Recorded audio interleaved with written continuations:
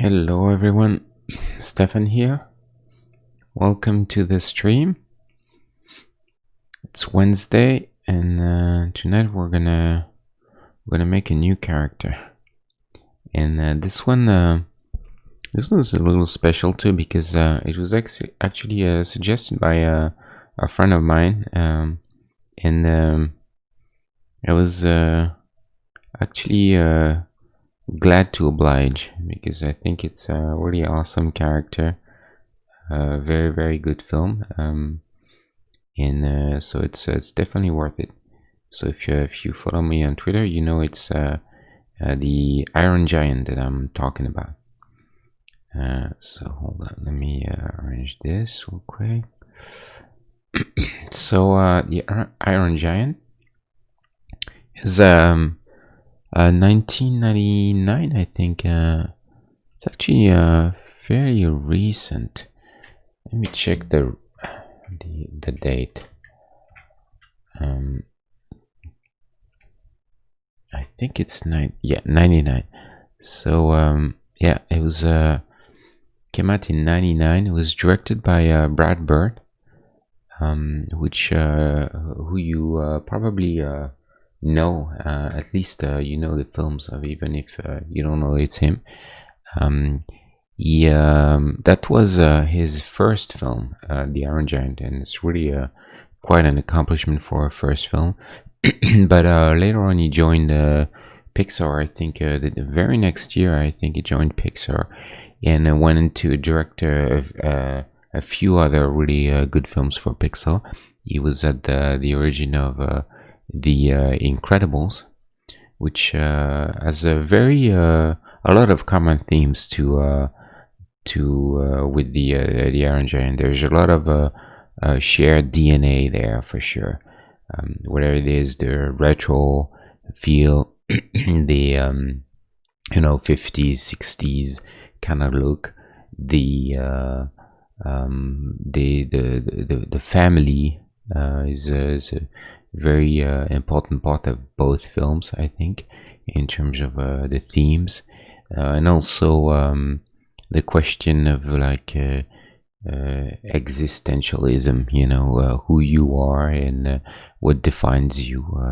The Incredibles is very much about that, with Mr. Incredible not really knowing who he is if he's not a superhero, and same thing for the Iron Giant, that will tackles the similar themes with the Iron Giant forgetting who he is in the beginning, and then realizing that he's a weapon of war, but then making the conscious choice thanks to his little boy friend, his friend, that young boy, making him realize that he has a choice.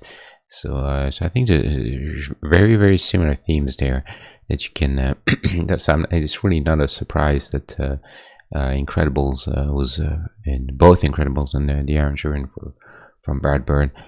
He also did Ratatouille and then recently Incredibles 2.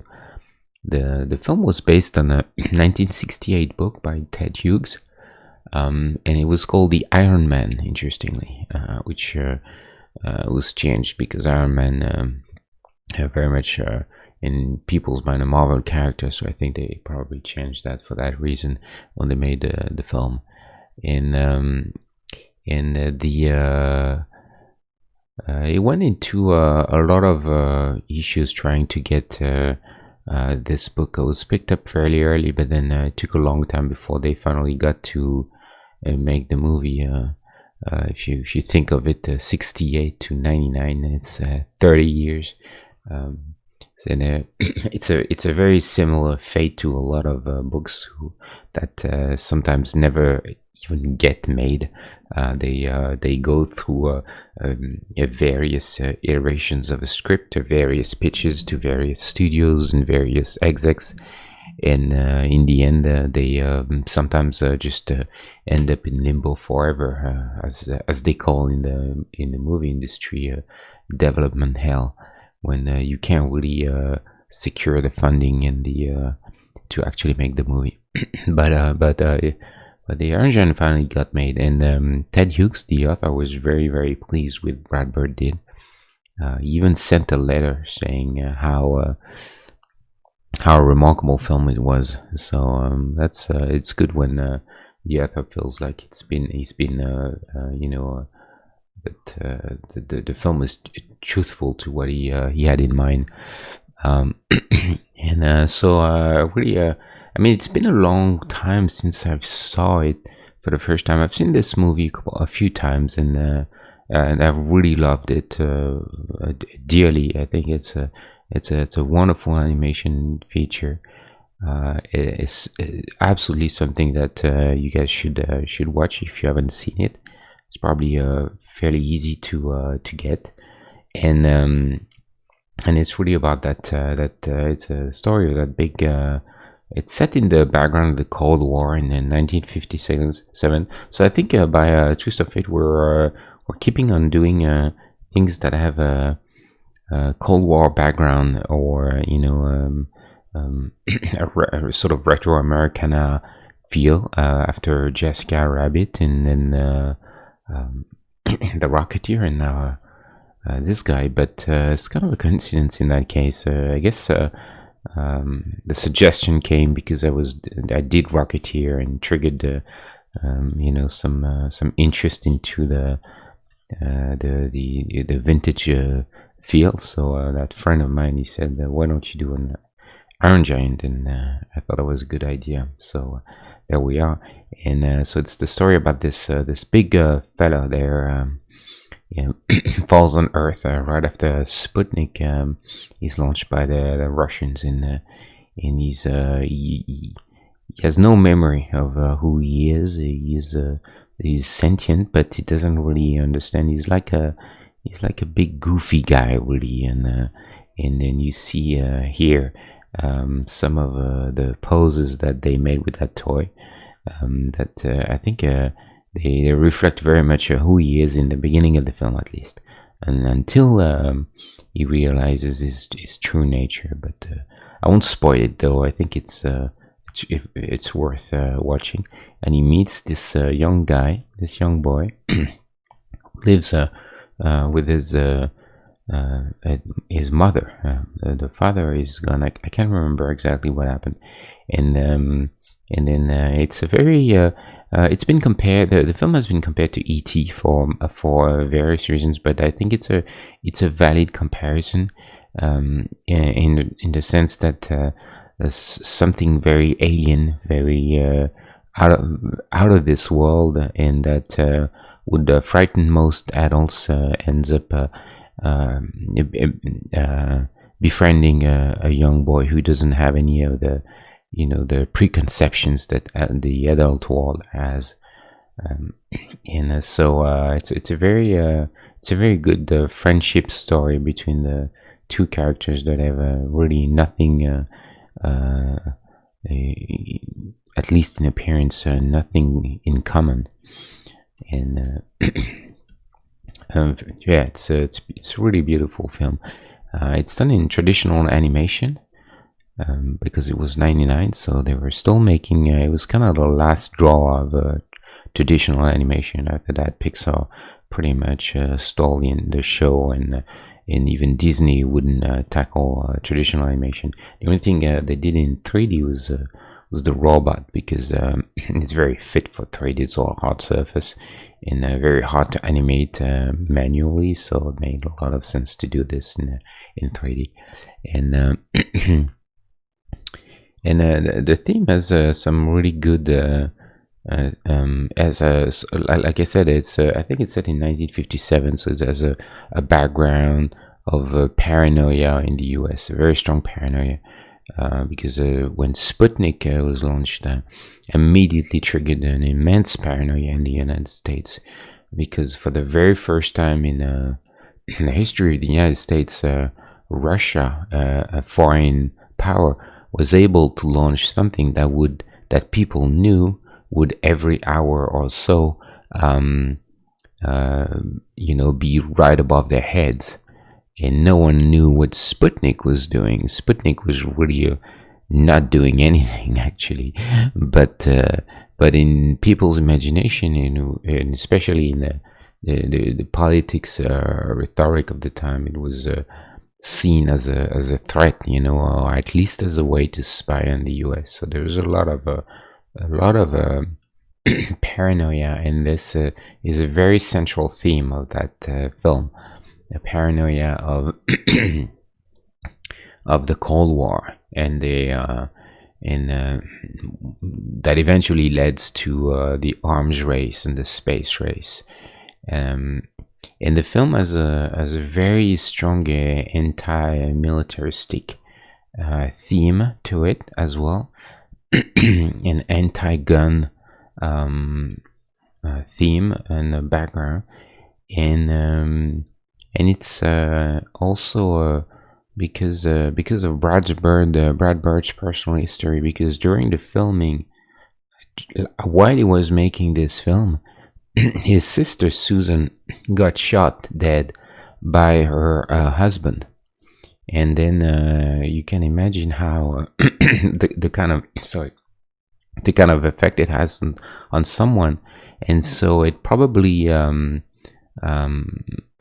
pushed the anti-militaristic and anti-gun agenda of the film even further than because Brad Bird put a lot of his own history into it, and the film was actually dedicated to her memory. So yeah, it's a very humanist story. It's really great. I absolutely love it, and I would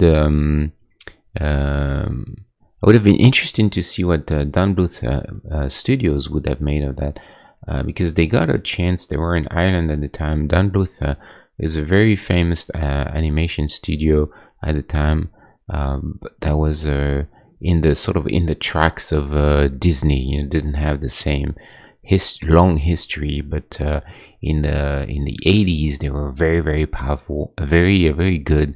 Is one of the only studios who could go head to head with Disney in terms of quality, almost, not quite, but certainly in terms of storytelling they were equally strong, if not stronger, I think, than Disney in many regards.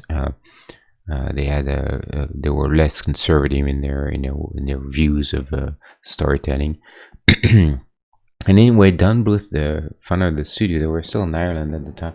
They had the chance to do the Iron Giant. It was pitched to them, but unfortunately, Don Bluth passed on the project. I don't know why or the history of it, but decided that he wouldn't want to make this film. And Warner Bros. Eventually got the project. So Don Bluth Studios, if you remember, they made a very good animated features back in the 80s and 90s. So some of the most well-known are The Land Before Time, All Dogs Go to Heaven, Secret of Nim, what else? Anastasia. But I remember them for their very famous Dragon's Lair game. It was the very first game that came out in arcade on Laserdisc, so you could play basically a cartoon. That was just amazing. I remember going to the arcade and watching people play Dragon's Lair, and at the time it was absolutely amazing. Let me quickly show you that. Is this guy Dirk? Dirk the Daring, I think they call him. This was Princess Daphne, and she was in trouble, and so so Dirk, he had to save her. And so the whole game was the gameplay was very, very basic, very quite simple, but the game was great. It was all animated like a cartoon, and you felt like you were playing a cartoon. And it was something that you have to imagine that. So you had this sort of visuals in the game, right next to something like, let's say,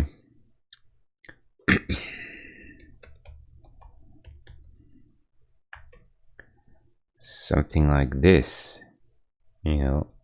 This was the best you could find and then all of a sudden they came up with this. So it was like a breakthrough where everyone was like, "What is this thing?" Of course, when you play, you realize that it's not nearly as good as a Street Fighter game, but at least it was something new. Anyway, so Done Booth Studios. I recommend you watch those movies, especially All Dogs Go to Heaven and Secret of Name. I think even Anastasia, to some extent, are the best. And but as going back to the Iron Giant, it was unfortunately a very bad financial failure. Really, really bad. The film was not cheap. Came especially for the time. Budget was around $70-80 million, and they ended up making $30 million at the box office or so. So it was they lost a lot of money on this film, and it's partly due. If you read a little bit about the history, I think it seems like it's partly due to a very botched Warner Bros. Marketing campaign. They didn't know what they had on their hands. They didn't know how to market it, so they pretty much sort of ignored the film. And then it certainly didn't have. If it had been marketed the proper way by a studio like Disney, who that really knows how to market animation features, it would probably have been a different story. But we'll never know. But at least the film after that, like it's very often the case, was gained a cult classic status.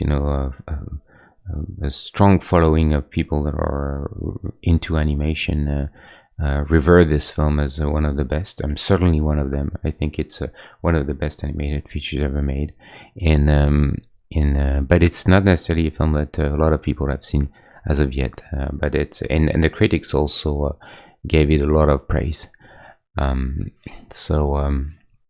Yeah. So we're gonna make the Iron Giant today, and it's a really cool design, a very interesting design. They had to make it fairly geometric because I guess it suited the 3D at the time,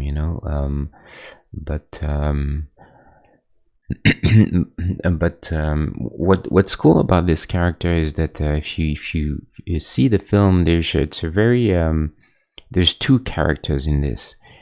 There's really the kind of the goofy guy, the fun little the friend of the little boy. He's very much like almost like a pet, but then there's another side of him that we discover later that is much more sinister, and they really managed to make the design both of work for both personalities, mainly with the way they treat the eyes later on and the mouth. But you have to watch the movie for that. I specifically avoided any other reference from of his other persona, because I don't want to spoil the film. So if you're interested, you can still watch that. And but I think what's interesting to me, what I'm really surprised, is that no one seems to mention. I know there's a book that came out about this film. I don't own it, so I couldn't read it. But looking on the net and even doing the search, I was actually really surprised that no one seems to mention a film that was made in 1980 in France, actually, by a guy called Paul Grimaud. And that film is called Le Roi et l'Oiseau, which is translate in English by The King and the Mockingbird. So that film is very, very unknown, especially to US audiences. But it is a landmark in animation, certainly in French animation, but also in animation around the world. Actually, even Hayao Miyazaki himself, the founder and genius behind Studio Ghibli in Japan, said that Paul Grimaud and The King and the Mockingbird was a strong influence on him. So you can imagine that when someone like Miyazaki tells you, you know, the Totoro guy tells you that you're an influence, that's a pretty big deal. And anyway, this film was released in 1980, like I said, in France. And there is it's a story about there's a lot of very similar themes to The Iron Giant, and in particular existentialism, and also paranoia, and a rise of power in dictatorship. Lots of themes. There's even a component about environment, definitely in The King and the Mockingbird. But there is a robot, a giant robot in this film, and I kind of wanted to show it to you guys because I think it's interesting that no one seems to mention this, and I can't imagine that this wouldn't be an influence, you know. Let's see. There's a little clip there.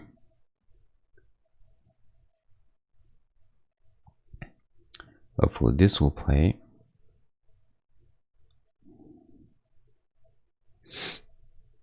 So those two characters are, you know, they're in love and they try to live their life, but an evil king obviously is wants to marry her as usual, and so they have to run away.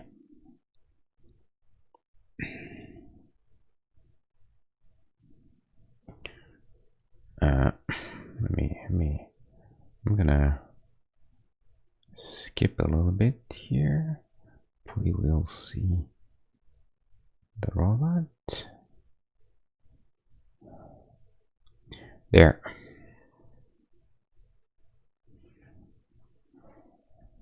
The animation, let me rewind a little bit because the animation of the robot was fantastic.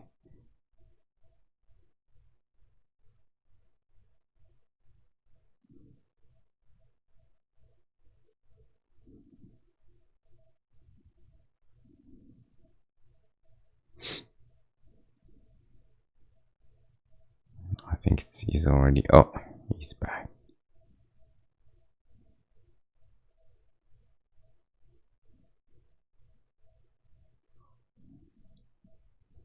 So look at the, and so the evil king is at the very top. He rides the robot and captures the people in the hand.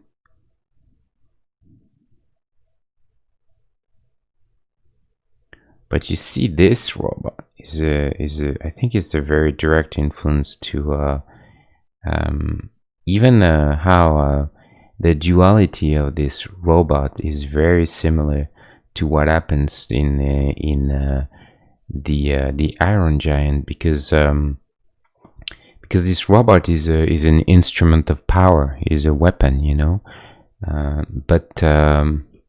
But as it goes, this you realize that this thing has a conscience, and changes over time, and so it's almost like a reverse of the Iron Giant. The Iron Giant starts a more innocent, a more a positive character, and then turns into someone who's different, you know, a little more evil. But so I think let me see.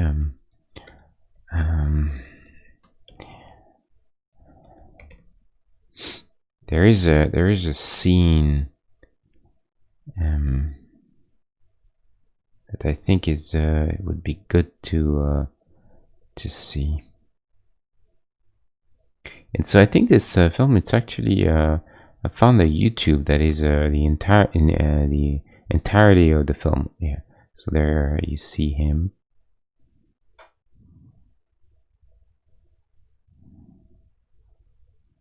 And I hope I can find this. Yeah, and then he wrecks the city.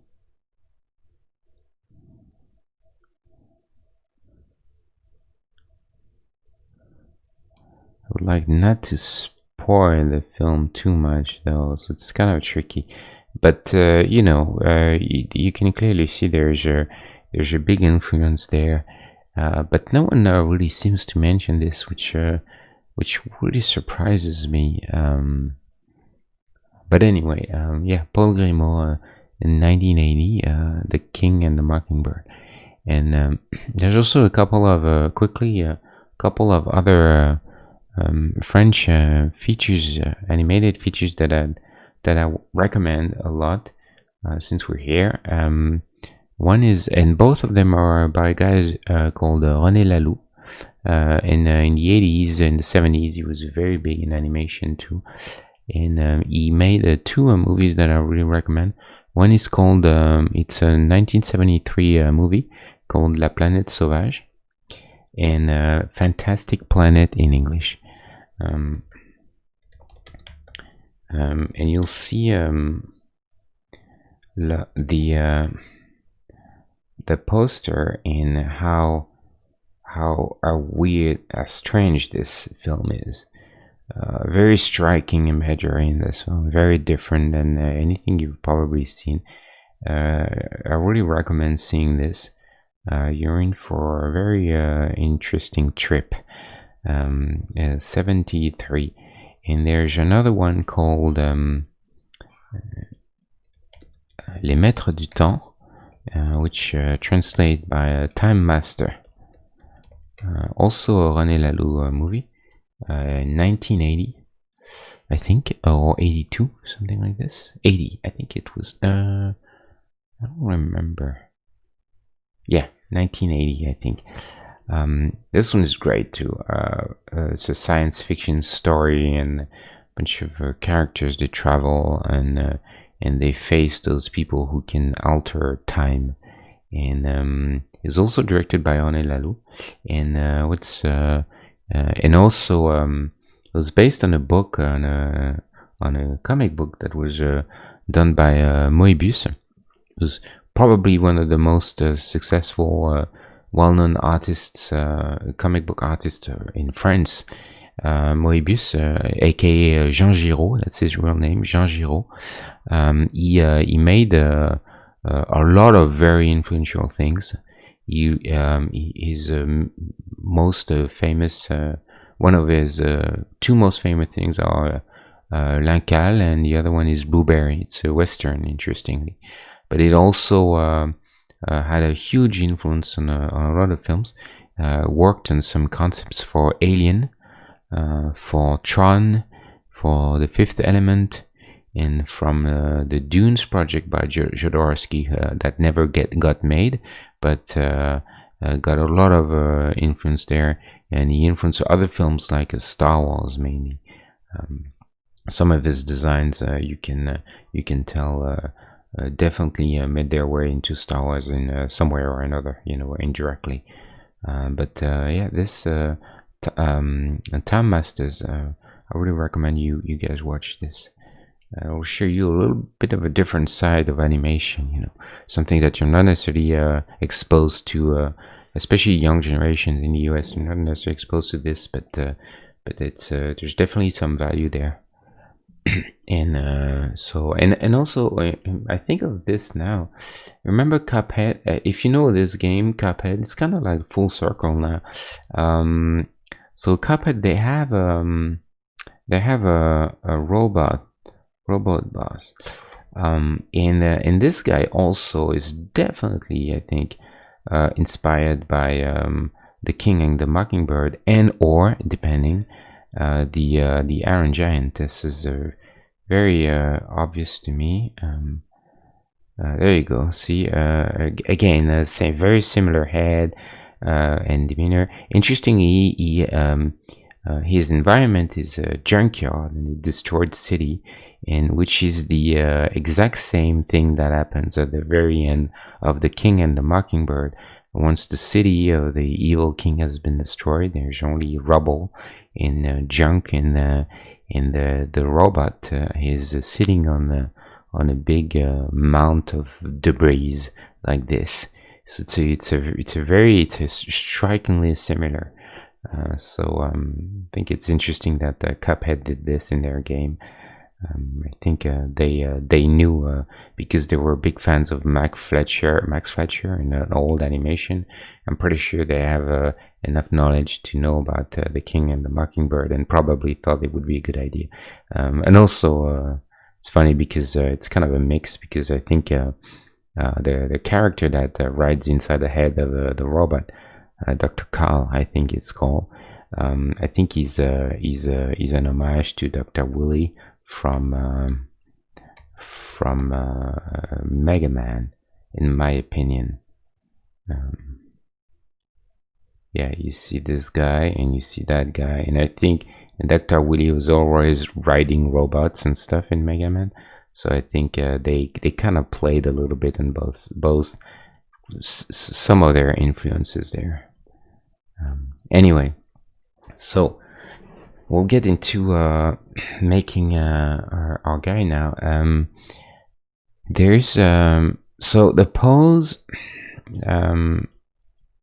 Really, I mean, there's a few poses that are interesting and fun to do. He's a huge character. He's a giant, really. So so you see a lot of there's a lot of framing in the film, a lot of poses that are very iconic, where you look up at him from the perspective of the boy. I can't really do that, obviously, because it would be a little too different. You know, I can't start introducing a lot of perspective and stuff. So I have to be a little more normal than that. I can't be that extreme. Now, this is an interesting pose because he's crouching, you know, for the ball, but it's not really very aesthetic. You know, it's kind of a you know, it's kind of froggy and a little weird. So I'm not sure I want to do that. Even though it's nice, but it's for the idea. But I'm not sure this is something that that is really from an aesthetical point of view very interesting. I like this very much, because this is when he the story is that at some point, you know, the boy will convince him that he's a superhero. So so he finds this this big sign from a gas station or something, and puts this on his chest like Superman, you know, because he's influenced by what he sees in what the boy shows him, which is like comic book characters. So we may do this. It's kind of cool too, with the S. There's a little bit of a color too. But I think I'll probably, and this is his goofy side.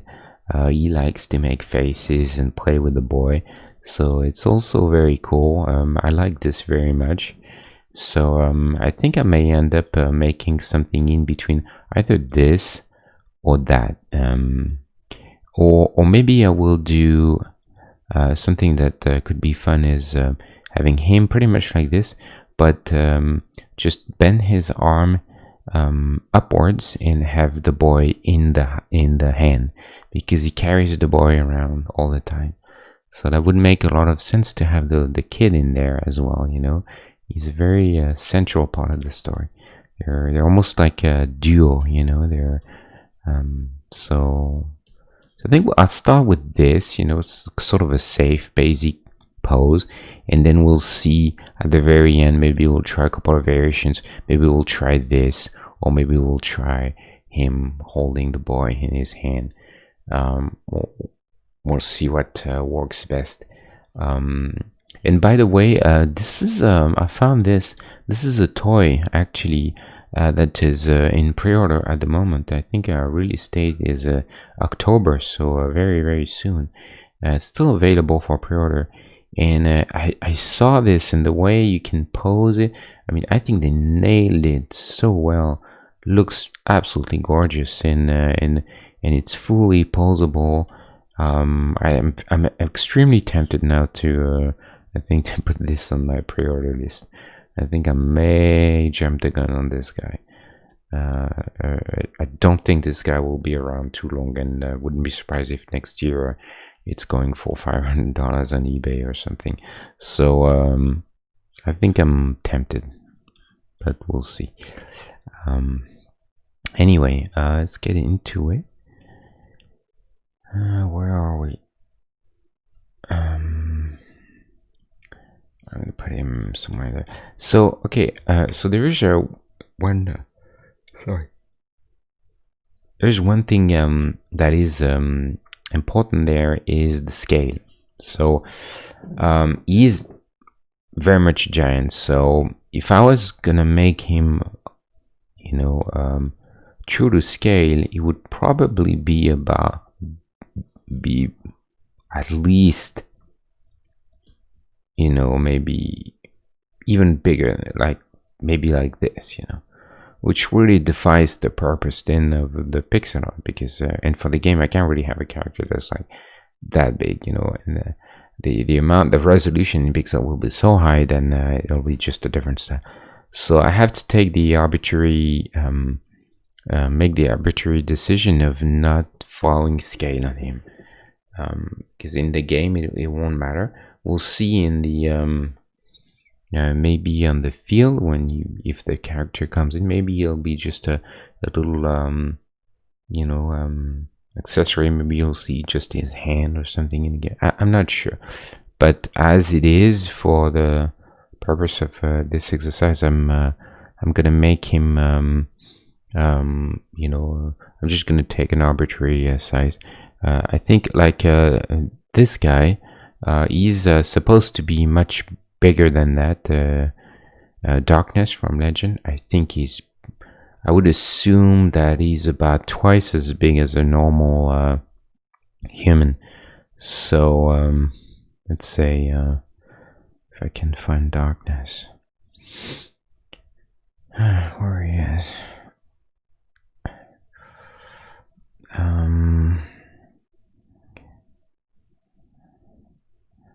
Trying to find Darkness.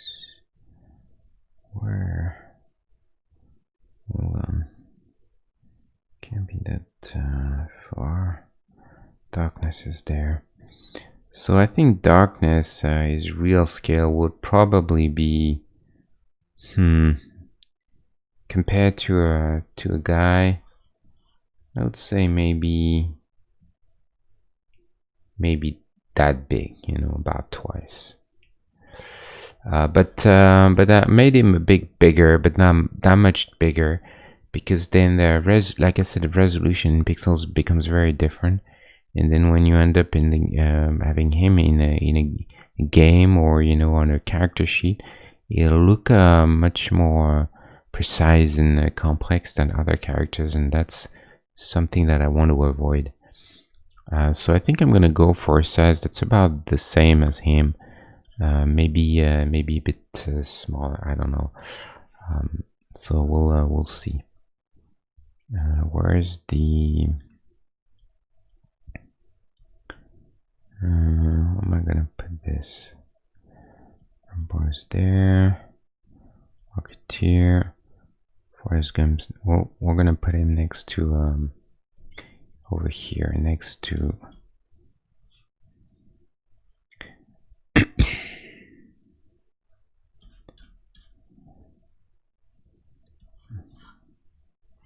Next to Forrest Gump.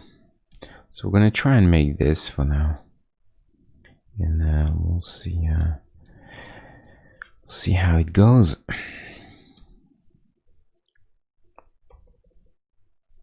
I'm gonna pick an arbitrary gray, and then we'll see.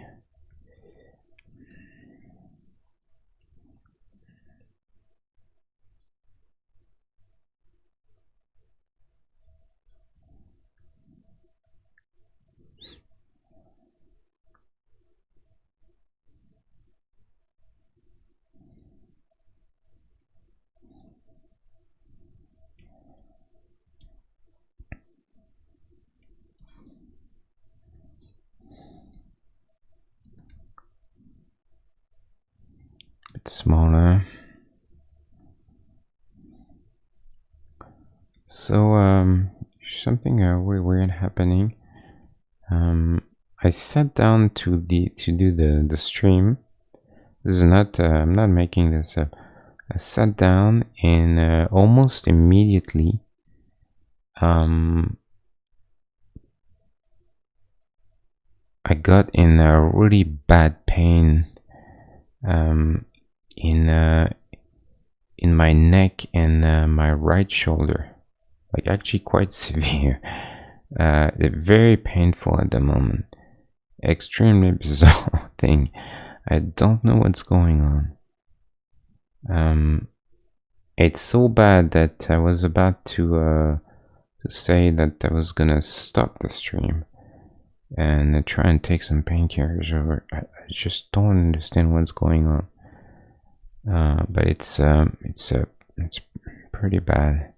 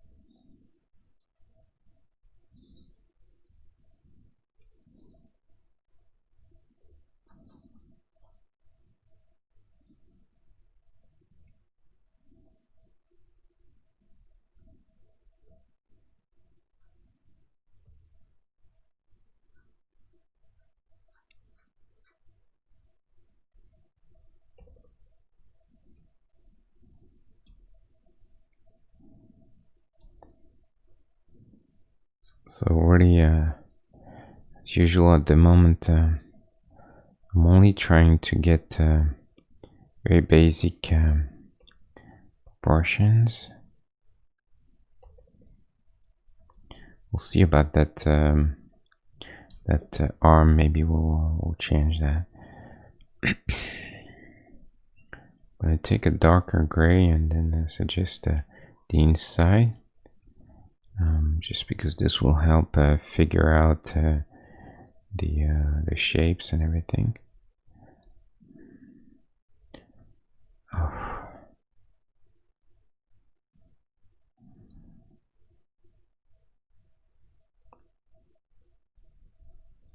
To look at what we're gonna do is normal chest for now, but so I want to try and twist his body a little bit. So I'm not gonna center the chest, you know, because I want to make sure that he's a little sideways.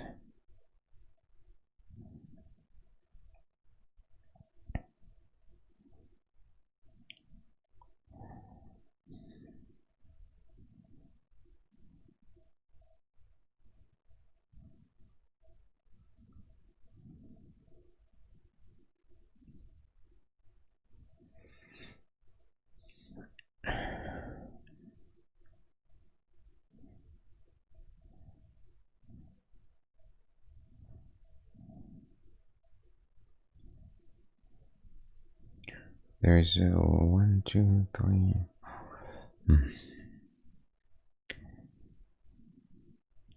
Here we'll probably just in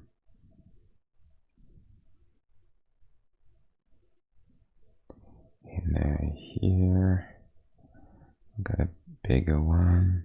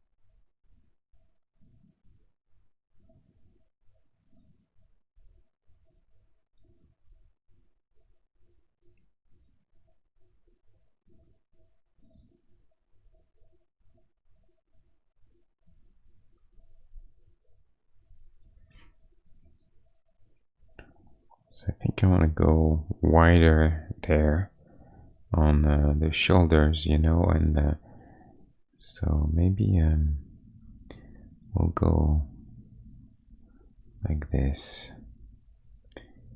And really push the wide shoulders. It's really that that V shape that is very much, I think, essential to that character.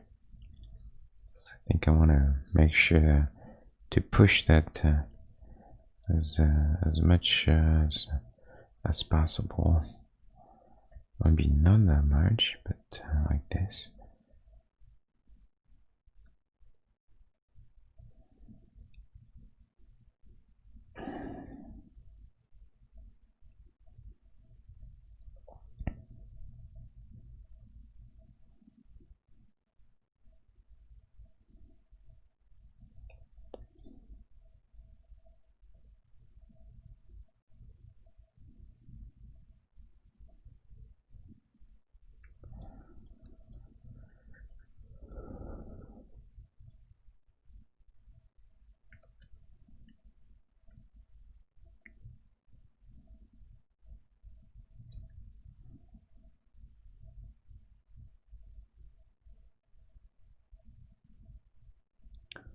Trying to get a few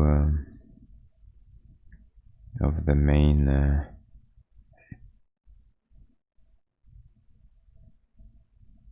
things we have to get.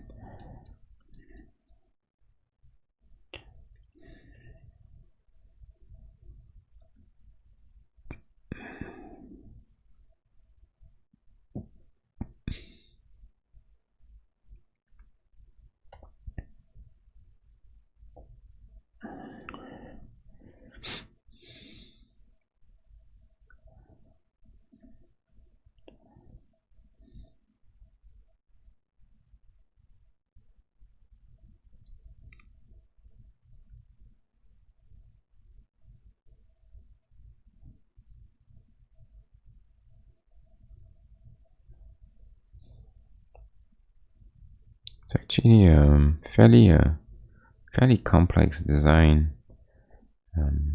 They were allowed to do this because of 3D, you know, and that's definitely helped them out there quite a bit for sure.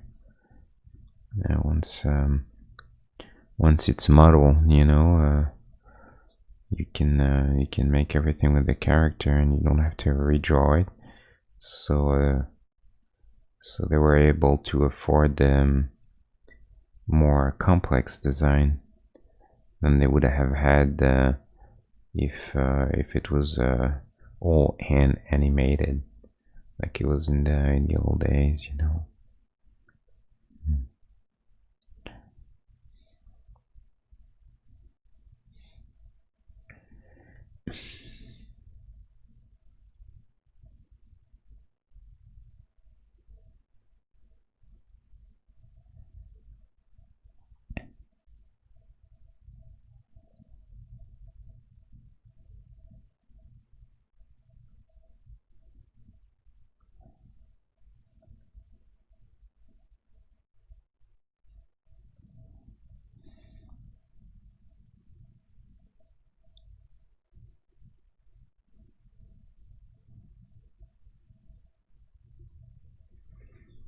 Let me get first. Let me get. I'm just realizing that I'm getting caught into trying to do some details, which is a very bad idea at the moment. So we're going to try and put a head there first.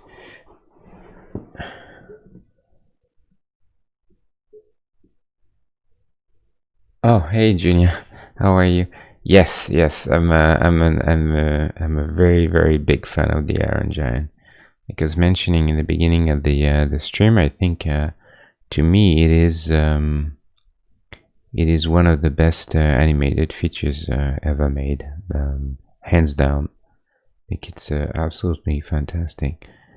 I'm I'm always I'm amazed uh, by this film, and I'm even more amazed that so few people know about it. When I talk about, I mean, I think in our, I'm not gonna say too much about myself or anything, but I think in the industry that I work with, which is close to animation and stuff, there is definitely a lot of fans and people know about the Iron Giant. But I think in the more of a general public, it's not a character that has a lot of popularity. I think it's a character that is more popular for from animation fans and people like this, Um,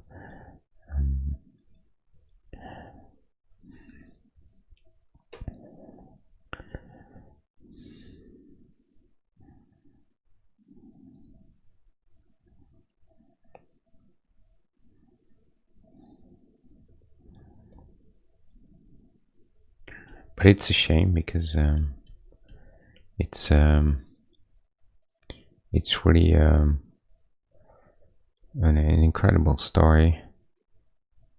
Great film. I think everyone who's even remotely interested in a good story should probably watch.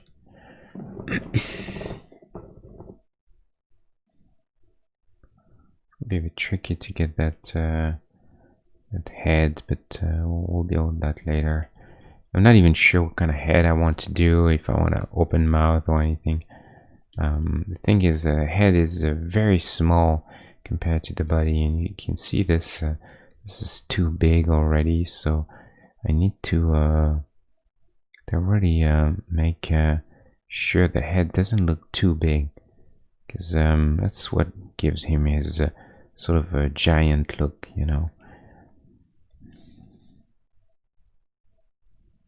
So we'll see what we do with that.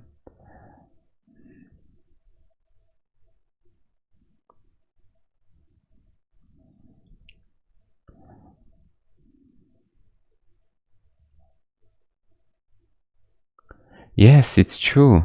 Effect. Yeah, yeah. Effective. Yeah, you're right. It was in Ready Player One. I've seen a trailer of it. I haven't seen Ready Player One, but I know he's in it because I saw the trailer, and I think it's funny because Ready Player One was written by a guy who's very much a 80s guy, and Spielberg, who directed it, is not necessarily the youngest guy ever. So I think it's kind of a kind of telling that they have the Iron Giant in there because they figured this is our chance, it's our chance to show that character finally to younger audiences. We'll see. I don't know what they've made with him in the movie. I sure hope so. I mean, I don't have a lot of faith in. I have a lot of faith in Spielberg in general, but not a lot of faith in that movie. But I hope they didn't make the Iron Giant just a big fighting robot, because that would be quite far from what it is. But yeah, I mean, problem is when you have how many characters do they have in this film? How many references? At some point, you can't really give a lot of screen time, I guess, to everyone. They probably had to go quite fast and brush it up real quick. But yeah, I don't know. I haven't seen it, so I can't really talk about it too much. I think it's in video now. I may grab it, but I don't know. I don't know. I didn't like the trailer at all. Thought it looked extremely CG. bothered me a lot. This trailer. I was I haven't read the book, and I mean I started reading the book and stopped actually quite fast. I'm not judging the book, but I think it could have been something that it should have been something that spoke to me. That book, if anything, I mean, it's all what I like, and I mean, I'm making a game that is essentially Ready Player One, right? With all the old characters, but for some reason, the book didn't work with me. I didn't get into it. It was very quickly. Was kind of bothered with a lot of things that he did in it, and decided to stop reading. But maybe that was a mistake. I'm not quite sure. Anyway, yeah. So.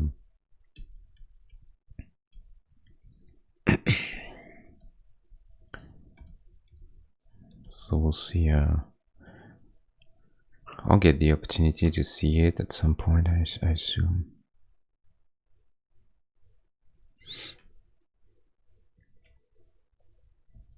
Did you see Ready Player One, Junior? Oh, I'm such horrible pain at the moment. This neck, and I don't know. I understand what's going on here. I'm gonna try to go quite thin for the arms because I think it's very important to get that part of the design right. I'm not really happy with what I did so far with the body anyway, but we'll see.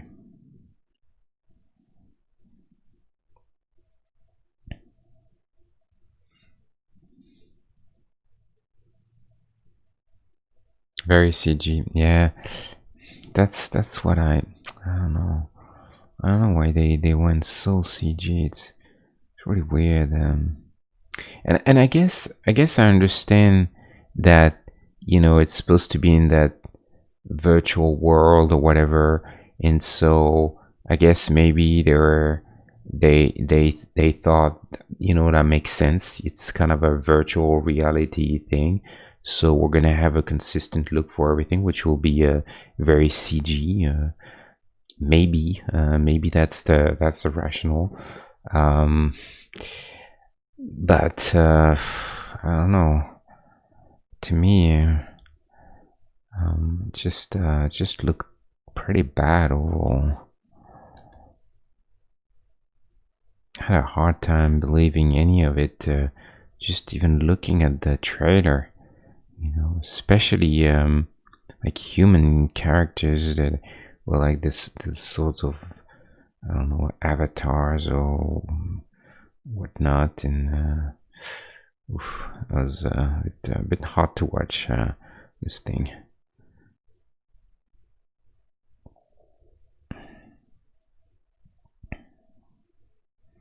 And I don't know about the story or anything, so.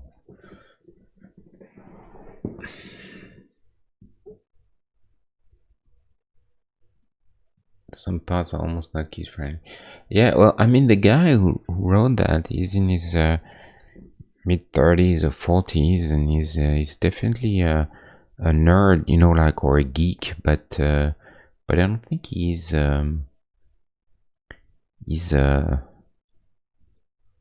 that he wrote the book for kids. I don't think so. I think he wrote it for people like him, guys who collect all the Atari VCS cartridges and stuff like that. The old school retro gamer, fan of all the 80s culture and that he grew up with. So I don't think this films caters to young audiences.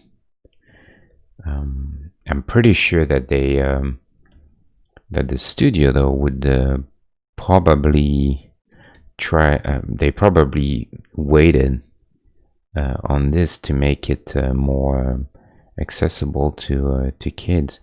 And in fact, you see they have like Overwatch characters and some more modern video game stuff, Street Fighter.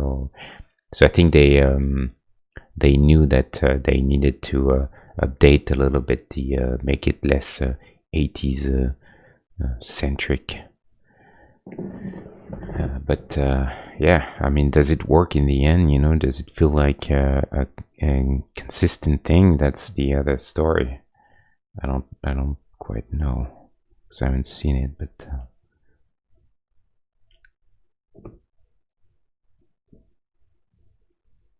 yeah, okay, maybe. I was reading actually about Spielberg that he said that he consciously removed most of the stuff, if not all of the stuff that was referenced in the book that he made. So I ditched, E.T. and all of that,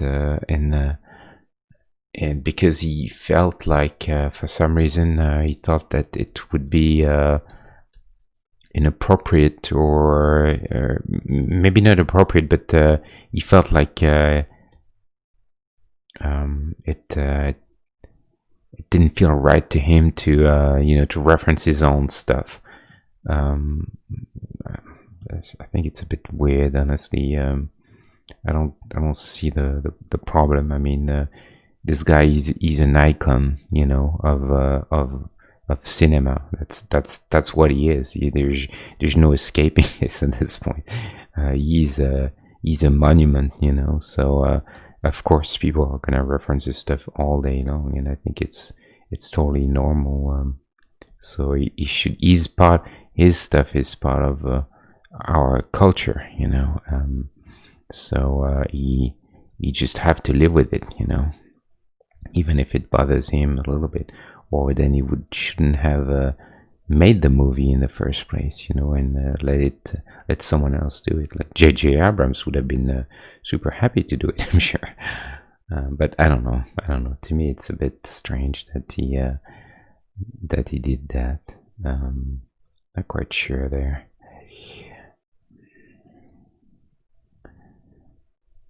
I think that head's gonna be a problem, because it has to be I think fairly small,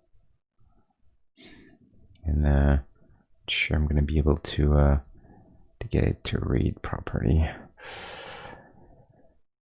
Let's just kill it for now.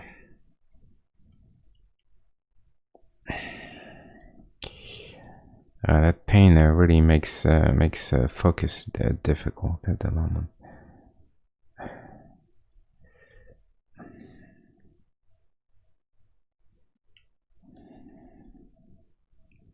Very difficult.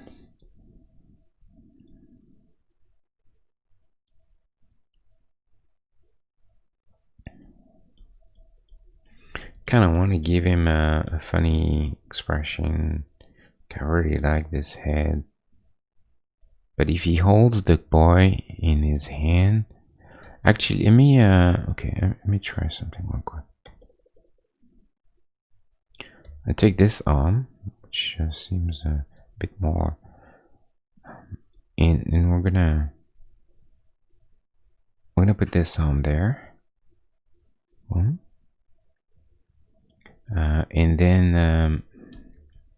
And then I think I would like to do I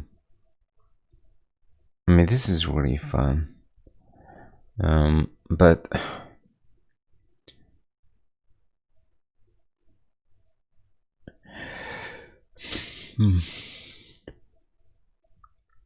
I'm concerned this is gonna read weird.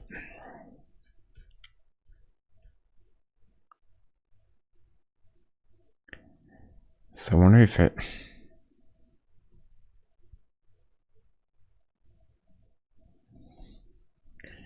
would like him to hold the boy, but can I do this though?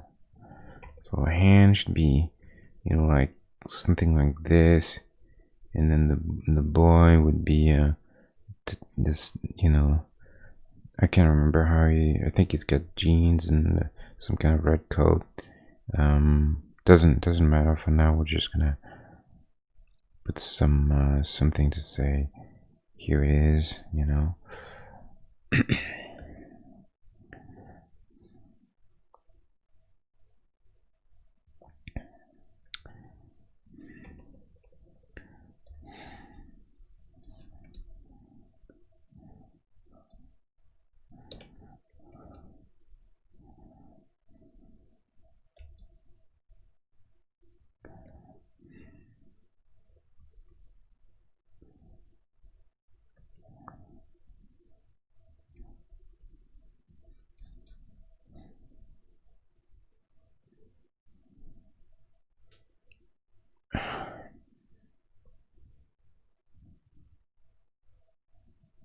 or I do that. This is cool for I don't know. What should I do?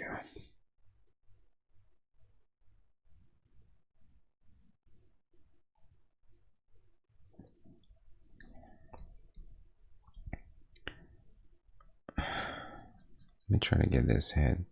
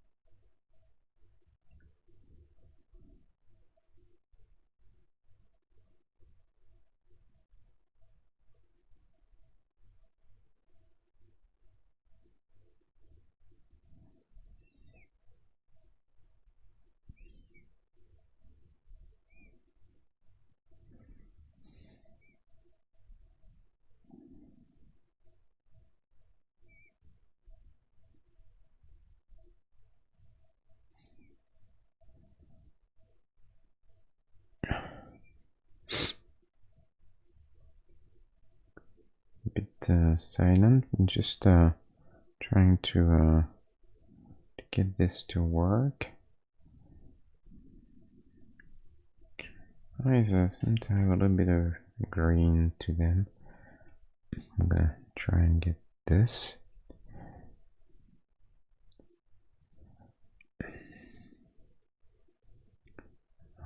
Just for placement for now. This is a bit more joyful. I think this is closer to the spirit. This is the Iron Giant that I like, you know. He's a bit goofy, and he likes to have fun, really. So I think it should be conveyed if possible.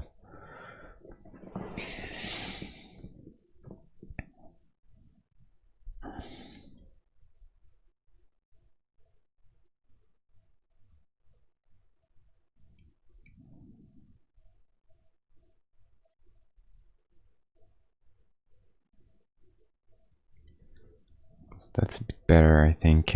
Starts to get a little more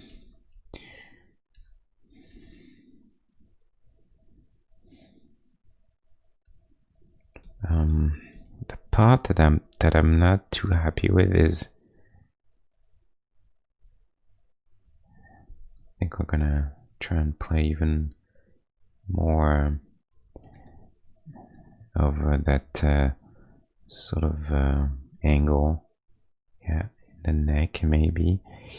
But like I said, the part that I'm not too happy with is still that I feel like that head is a bit big, and I would really like to keep it fairly small.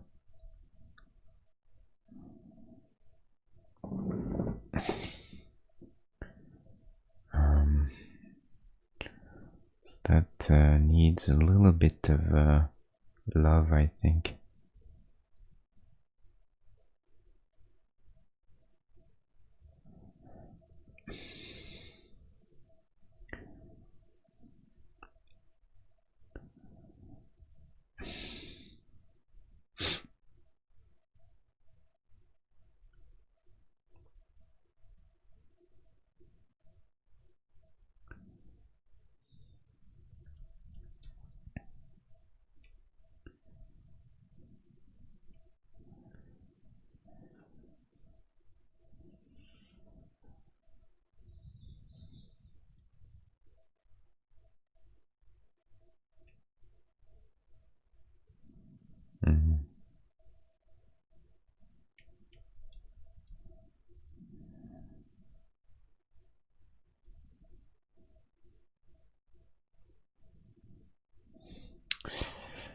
Mm-hmm. This was more fun than that.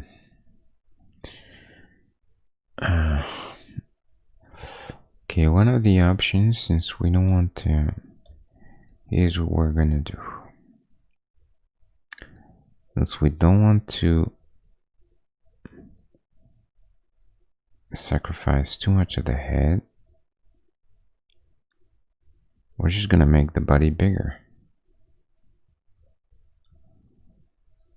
You know, because like I said, this scale is very arbitrary anyway. Can't do it at the right scale, so so a bit more free there to take some space. I think it's fine. I don't want him to look too huge either, but I think it's alright to take a bit more space for him.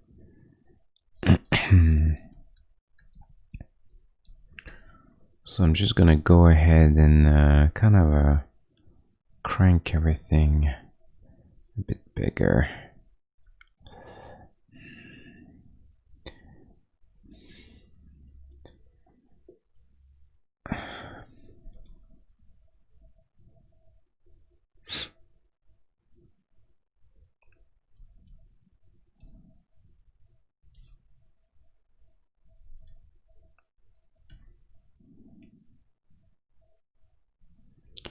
I would like to feel a little bit of you know, down shoulder.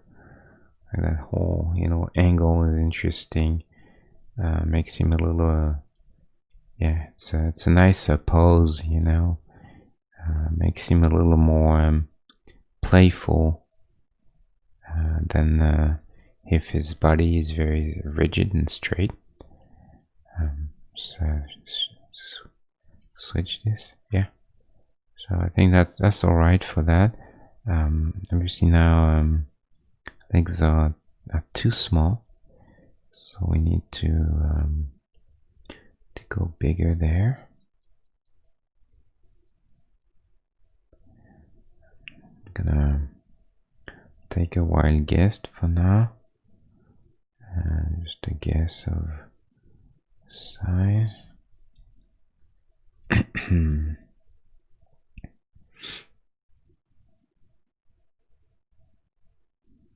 Just looking real quick. Feet.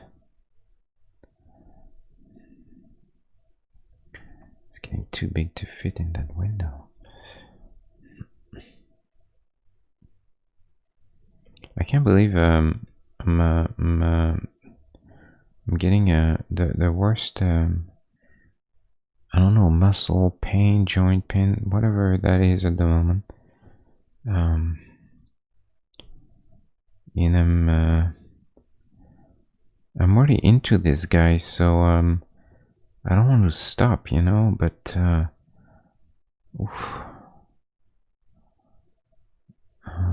it's very bad. I'm gonna stop complaining now, okay? How about that?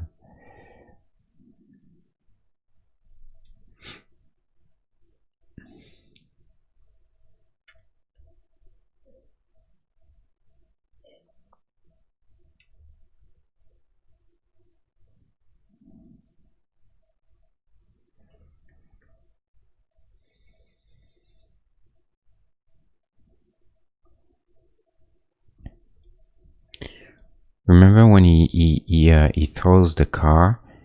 That was hilarious. And there's so many good scenes that and when he eats rocks and trees and stuff. It's just he's such a funny character. Advil. Yeah, I think I'm gonna go take something. Hold on, I'll be right back. I don't know what's going on. Let me try this. Hopefully this would help a bit. I'll be right back.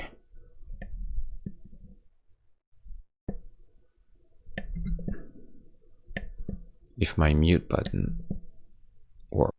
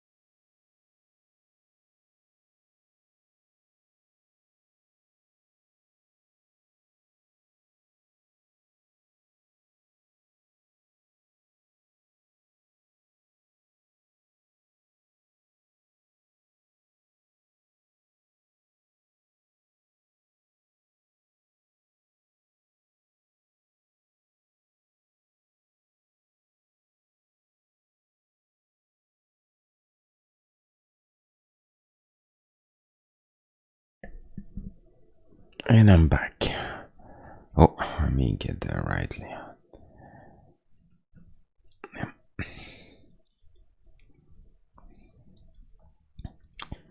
We'll see if this kicks in at some point.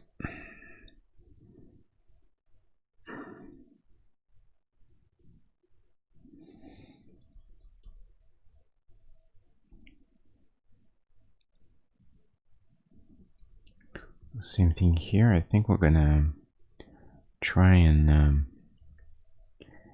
yeah, get the little twist in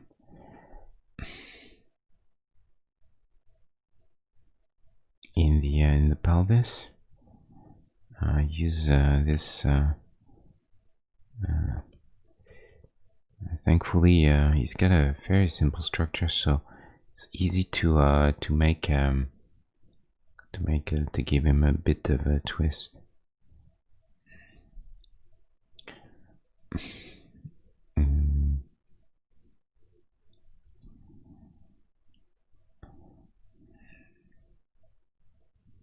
It's probably a bit too. This will have to make a real shape for that. That's interesting, but right now I'm really just putting the basic stuff. I'm not really interested in getting the perfect shape for that.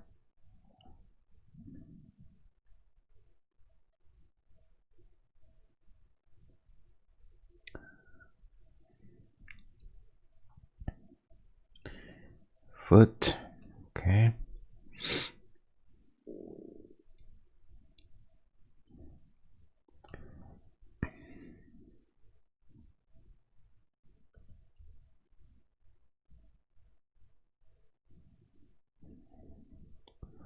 Let's make him.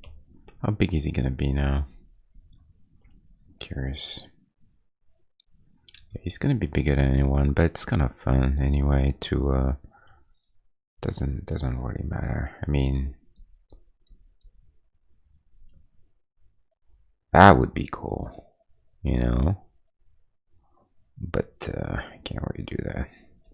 That would be fun. But then what, you know? Can't really use this.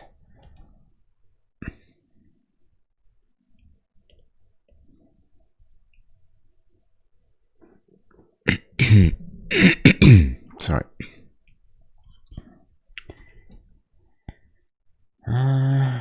Wondering about just checking a little bit more proportions. I think it's not too bad.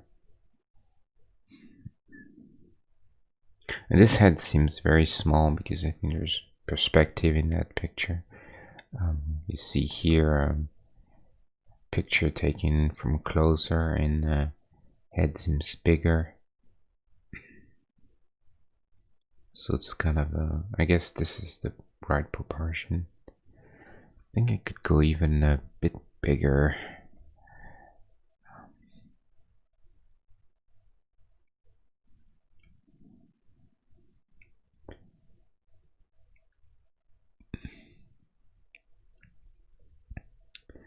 I really want the head to look small.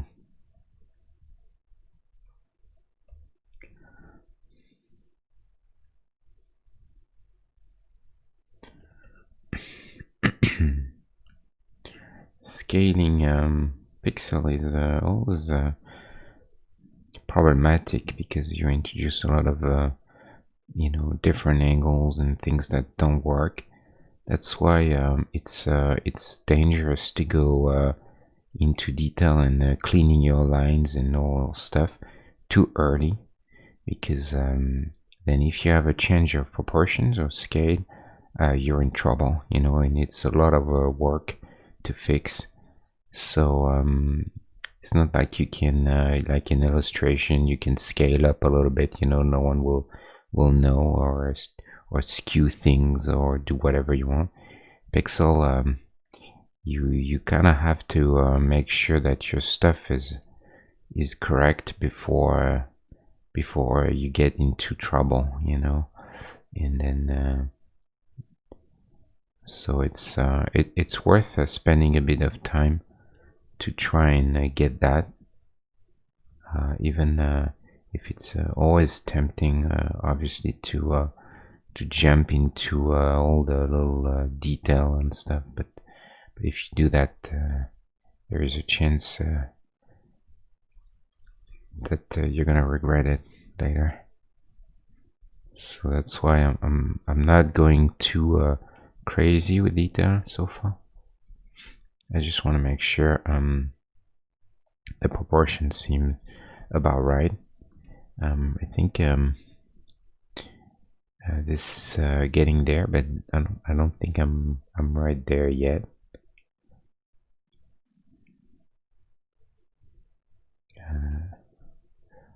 If only I could. Actually, I could probably do that.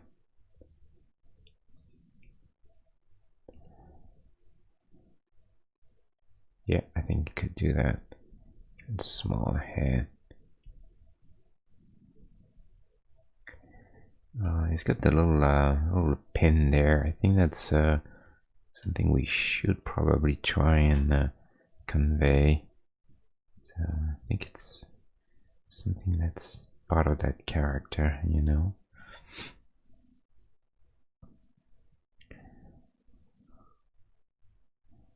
So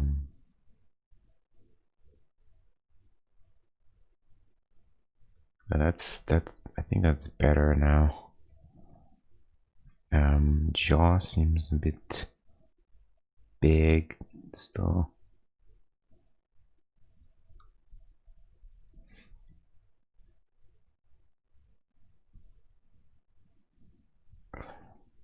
However, I kind of lost something in the goofiness that I like there. You see, this is a bit more, not quite right.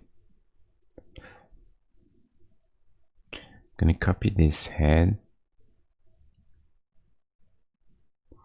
and I'm gonna go back to here.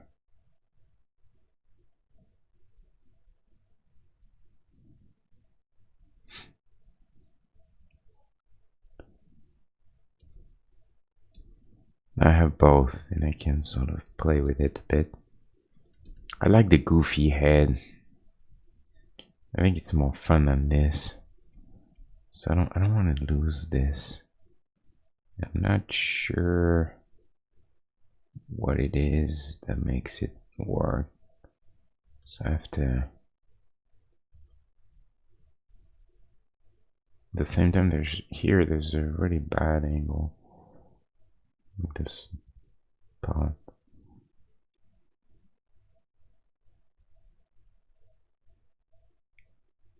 I'm gonna keep this for now.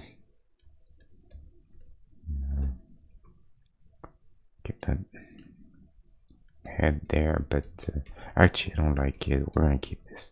That's it. It's decided. It's not. So there's some interesting things going on there.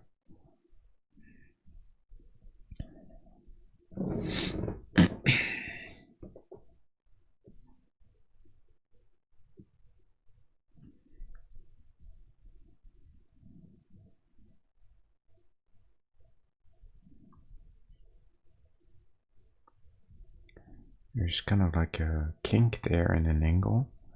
I'll try and get this.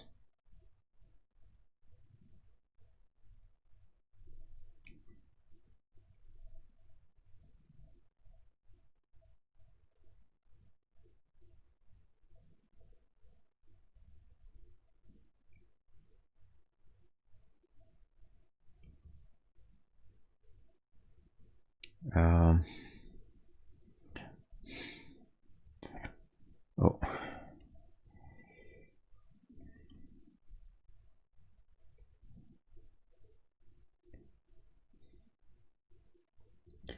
So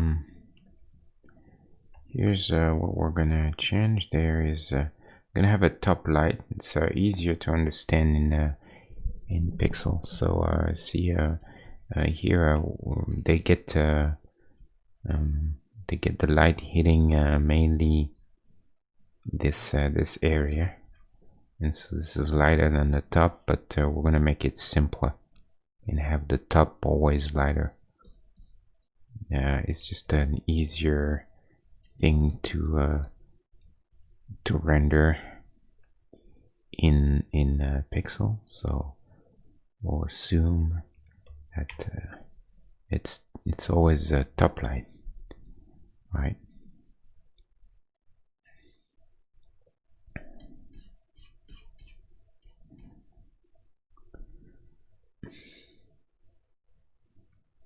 So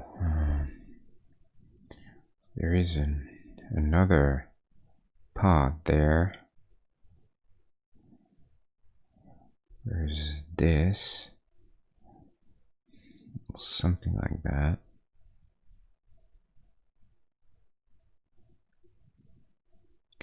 And you know, obviously, you know, I have as usual, even though this guy is much bigger, we'll still have a limited number of pixels to work with. So so we're not gonna go insane in the amount of detail that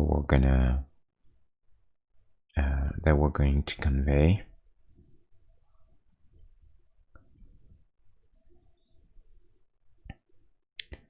I think what we'll try and focus on is just having the basics in place, something that read correctly as what it is, you know, all the main features, but then we're not gonna go in like super crazy.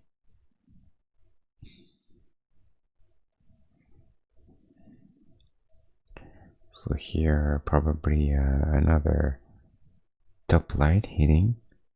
Not too sure how the angle works there, or exactly how this spot is made. So it looks like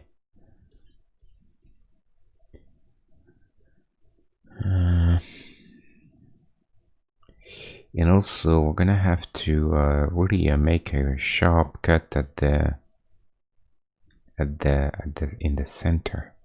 So we'll have a top light, but we'll also have I think the one side not as bright, so it's almost like top left, because this is important to this is a very, like, all this sort of a plated look comes from the fact that there's a sharp angle everywhere, and so we need to make sure that all those different plates are clearly identified, you know. So it's a big rounded thing.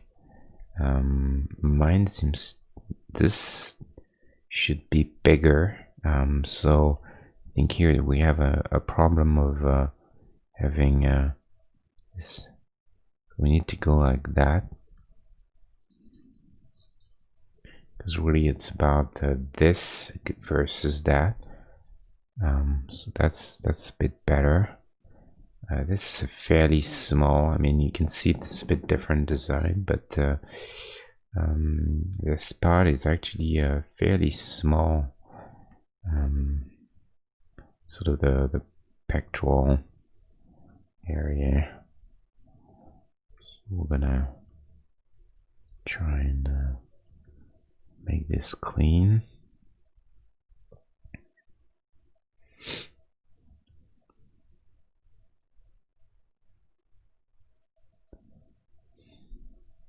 So there is also a twist in it also, so this line here needs to be at an angle,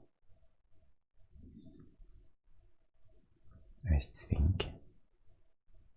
So I'm gonna try and do this.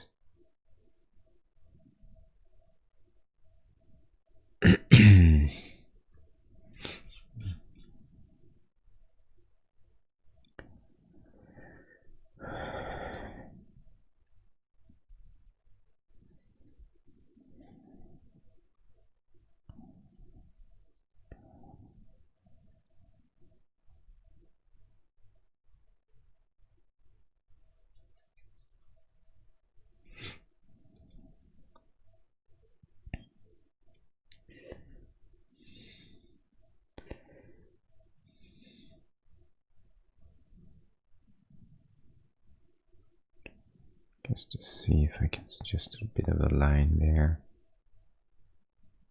Maybe.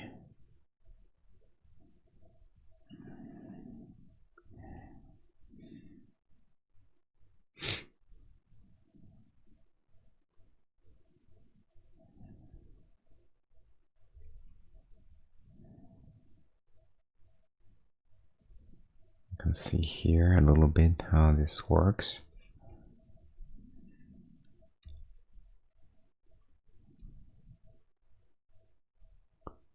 Fairly complex shape actually. Not the easiest. There's a lot going on there.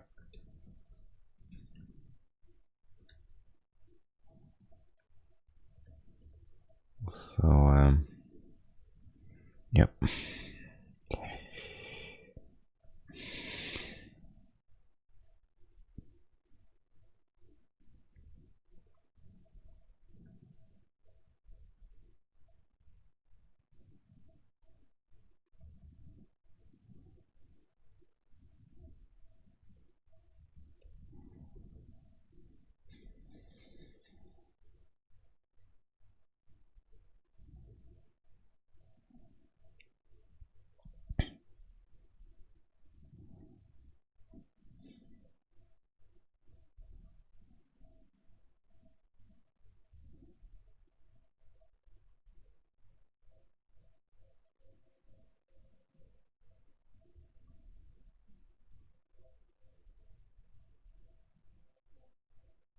It's a bit difficult because I have to take into account several things at the same time.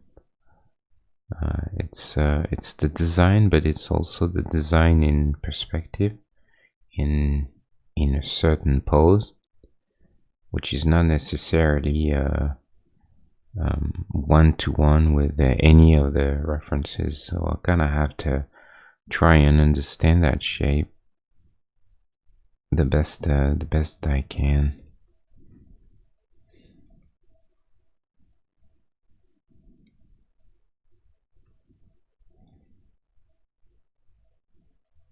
But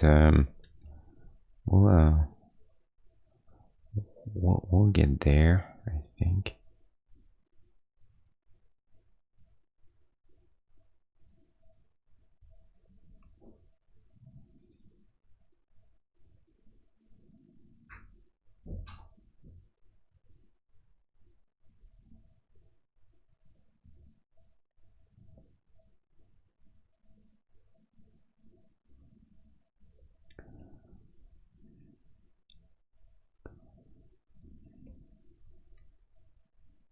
I'm gonna go for this value there.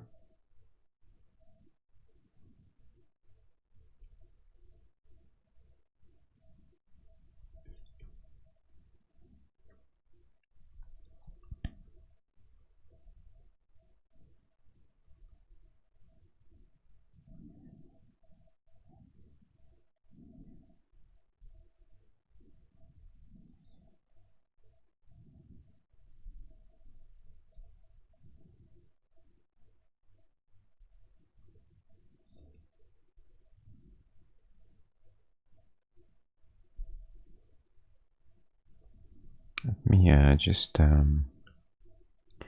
move all of this. It's not centered. It kind of bothers me a bit, so I'm just gonna move this there.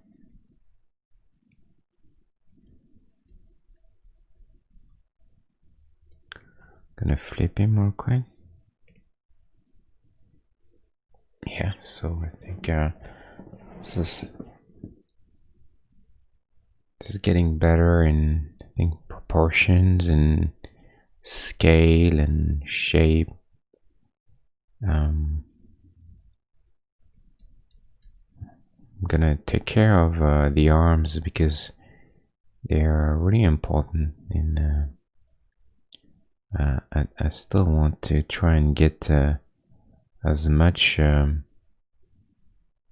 the basics first before Let's start noodling in that area even more.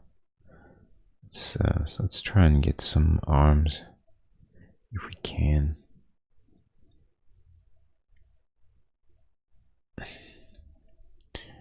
This is gonna be one of those angles again.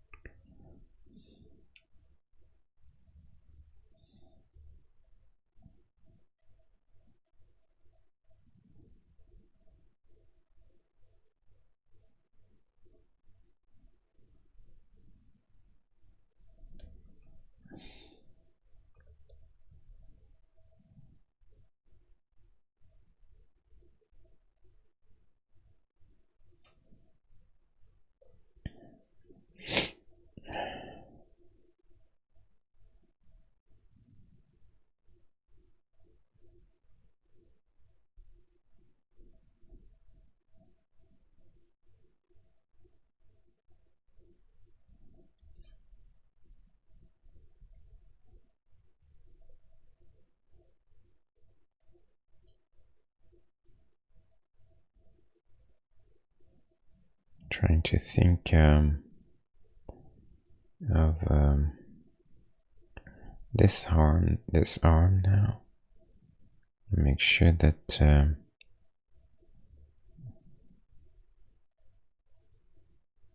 I don't paint myself into a corner.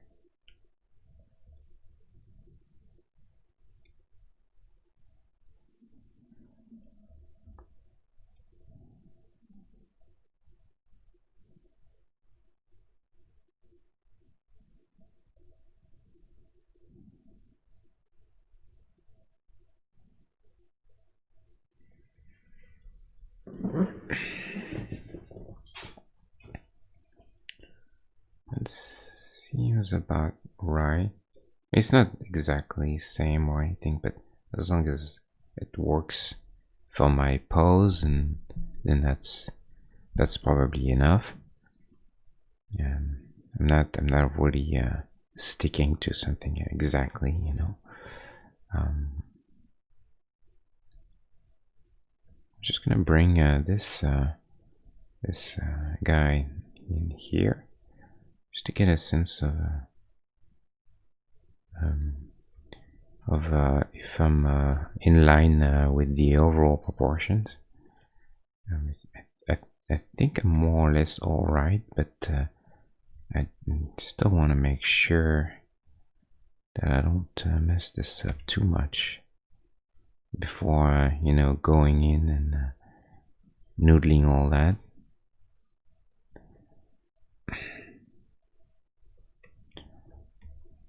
Put the opacity a little bit. Yeah, I think I'm right there actually. Surprisingly close. I think one of the things we see is how wide this is getting. It's really a V shape there. Definitely less on the legs. So I think the legs are more or less okay. This is interesting, little kink. Body is about right, at least in terms of overall basic proportions.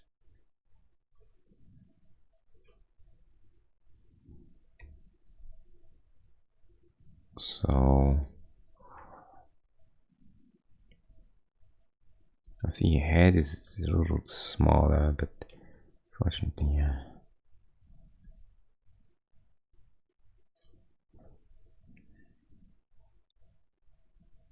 yes, I think it's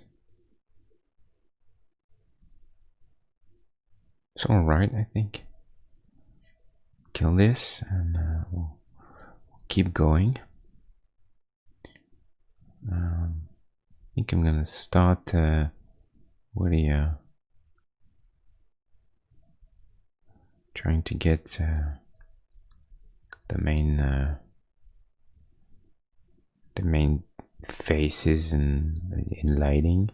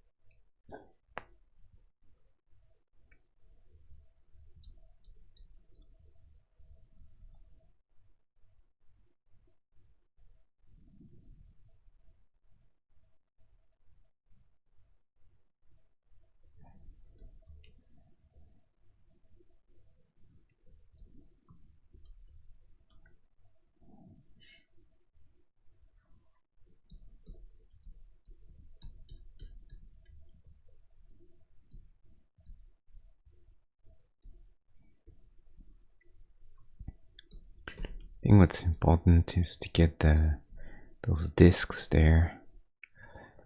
They're actually quite big. They stick out. I think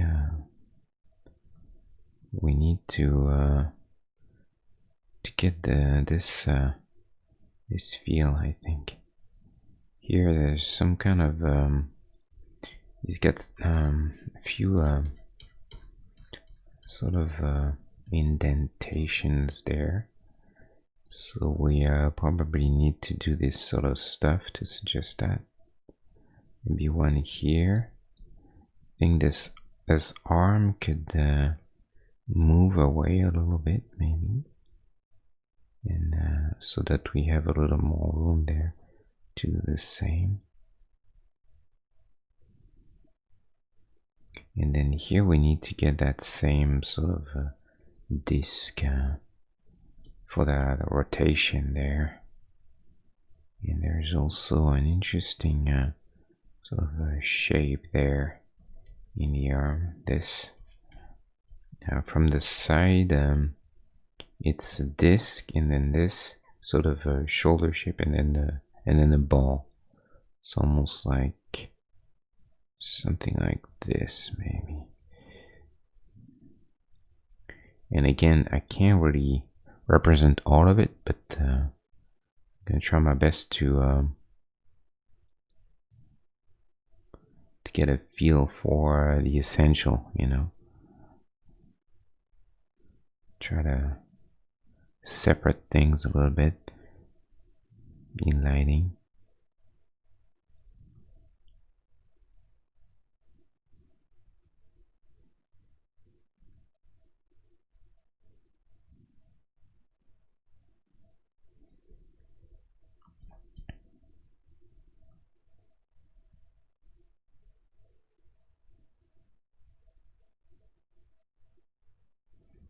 I hope everyone's doing good. Looks like the Advil, not the Advil, the Tylenol is starts to kick in now. So it's a bit better. It's more tolerable. I really don't know what happened. It's definitely not yet gone, but it's a bit more comfortable.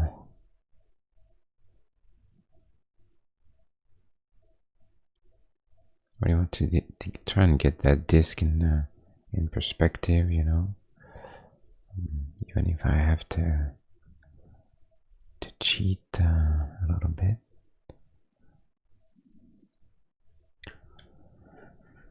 It's a bit more accurate to this, this to that.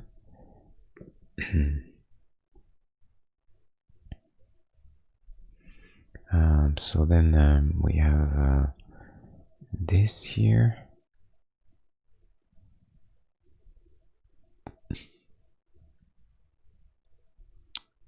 I'm gonna go up here, actually even more,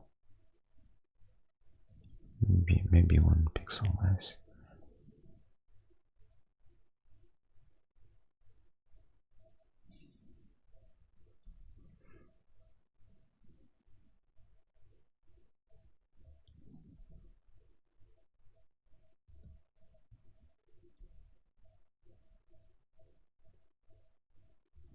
So it's interesting. I was recently looking at a lot of indie games and stuff, and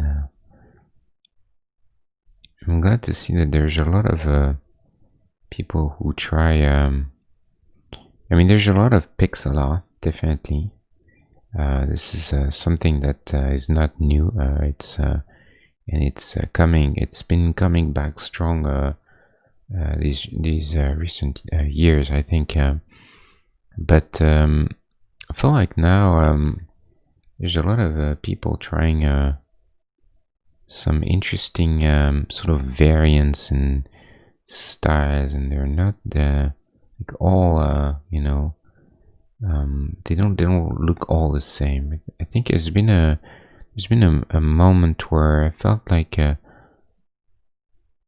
all the pixel art games started to look alike, and I was a bit disappointed with that actually. But now I feel like there's more people doing very unique and quite bold things, you know, like things that you'd think would not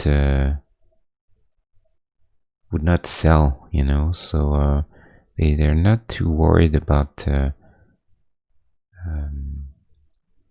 trying hard to do something very different. So I think it's a good thing, you know, black and white games and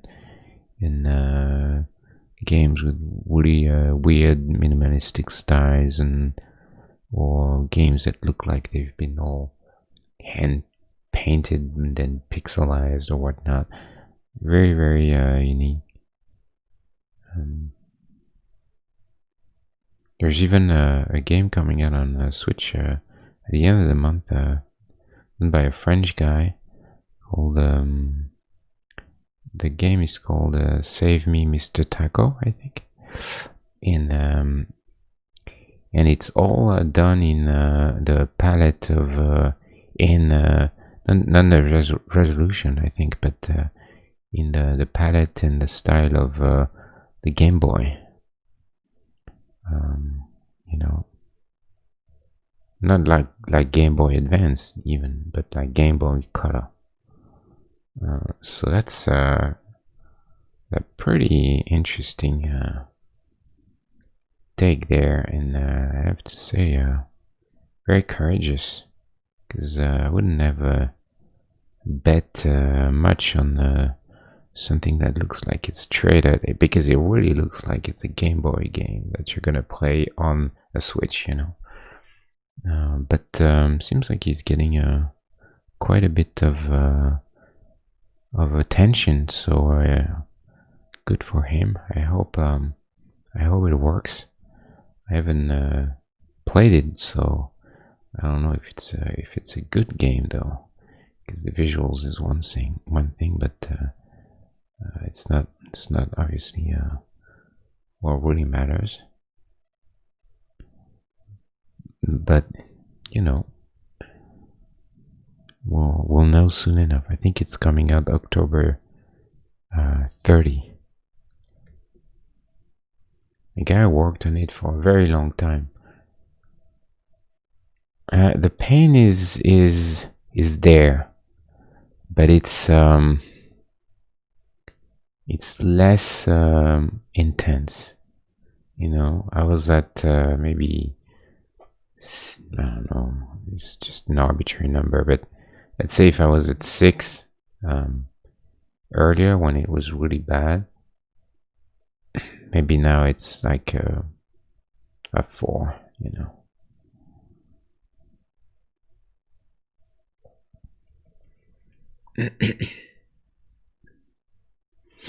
You know who did the voice? I mean, it's not like he's talking much, but you know who's making the voice of the Iron Giant in the film? Does anyone know? I bet you that you can't. You'll never be able to guess if you don't know.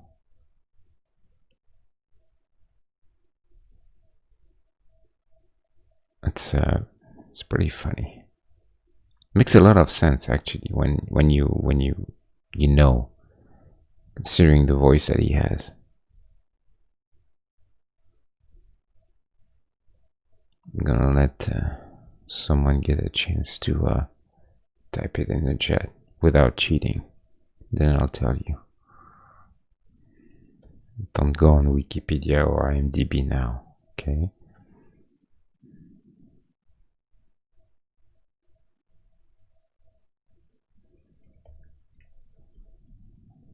So the Iron Giant was voiced by Vin Diesel. Yeah, the Furious guy. Isn't that funny? But he's got this big, deep voice, you know, he's got this big voice. So, yeah, makes sense.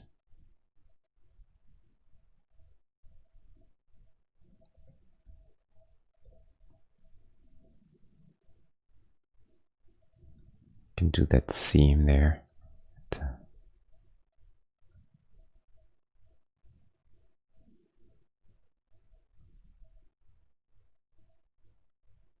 Yeah, Vin Diesel. Crazy.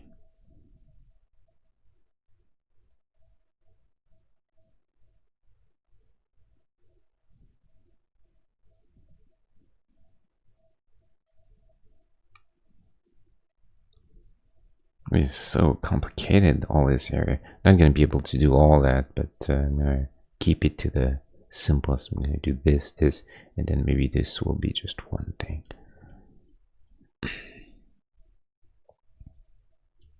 I mean, I guess I could do it. So this ends up there, and then there's like a second sort of. Jeez, wow, that's getting complicated. There's like a second sort of stage there. It's better for this because it's a less longer of a shape, so I like that actually. Oops, messed this up. I'm gonna do that. In here, I think I'm gonna use sort of another value that's, because I want to suggest that it's a bit shadowed too, you know.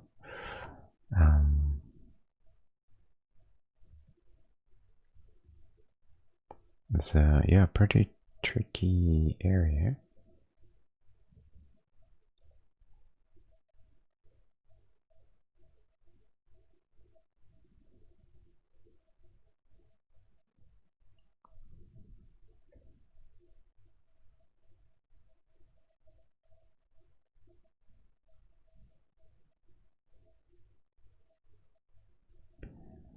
Actually, we could do the opposite.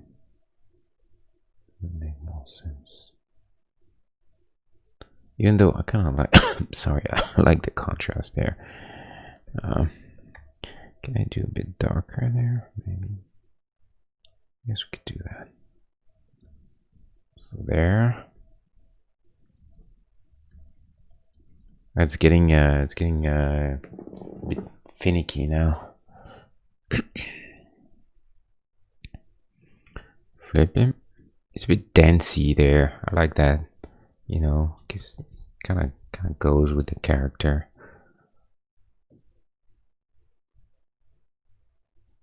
I think it's good. It's a good pose for him. Suits him.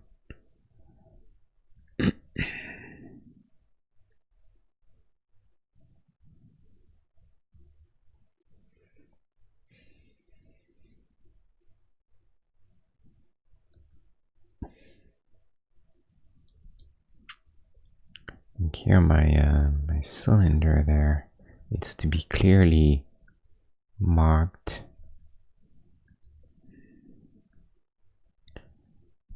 Okay, what? Okay, hold on. I'm gonna mark this very clearly, I think.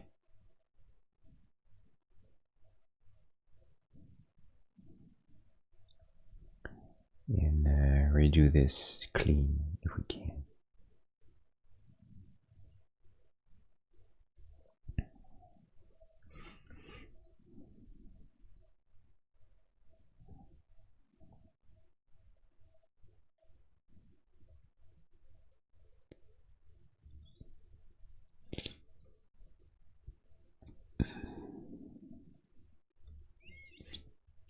So we get our cylinder here,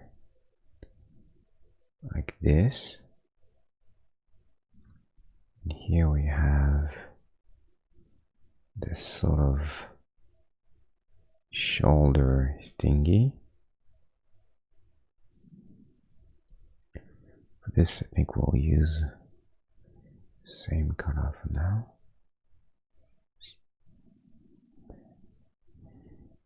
And then we'll try to make sure we can read it there. And this can be a little stronger. Contrast is a little high there, so just gonna make sure that it doesn't read too deep. And a bit rounded too.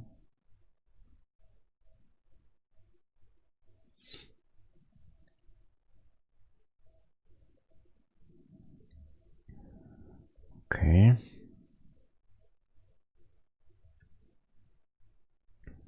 Like that.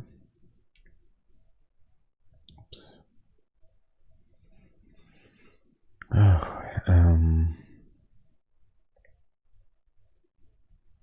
don't like to use a lot of values, you know, like on something like this. Like there's too many there. But at the same time, when you have something that's supposed to be very rounded, then you can't really go too low, or it looks a little faceted, you know. So I think I need at least 4. And we'll do the same here.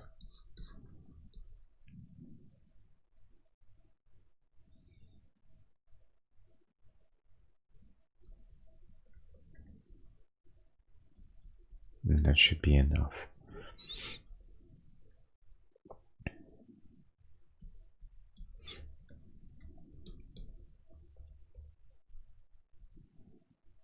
Oops. Here we're gonna see if we can get a bit of lighting on this. Even though this kind of shadowed there, so I don't mind. So we have a rounded kind of bowl there for the, and we're gonna use another kind of, just to make sure that another value, to make sure it reads.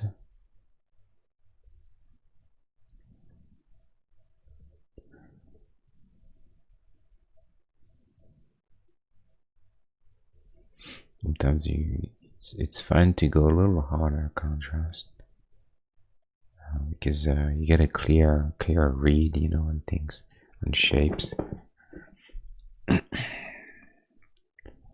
Then that is arm. So here again, it's not going to be a proper angle necessarily.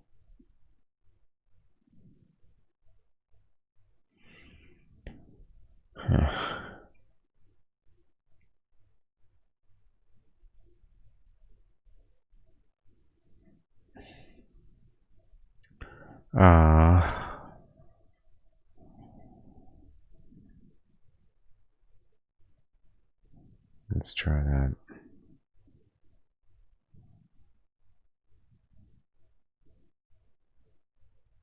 No. Let's try 2 then.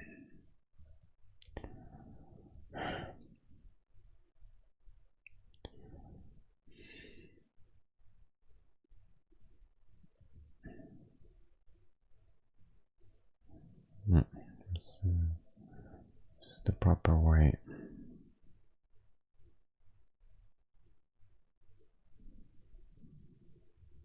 Okay, now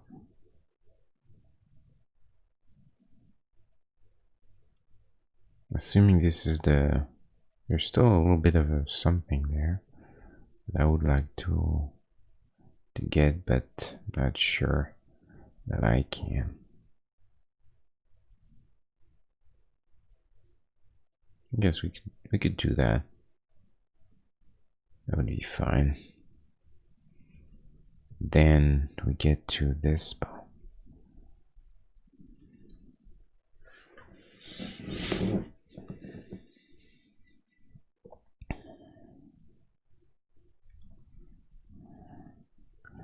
Again, I'm gonna make sure this is all clean in terms of angle first. Then okay, where's the okay? Then we need to go and try and define this shape now really well. I'm gonna try to get the nice tapering as much as I can. I think it's very important that we get that right. Such a interesting design. It's very different, you know. Those big shapes, like it's a little bit of the Popeye, you know, muscle.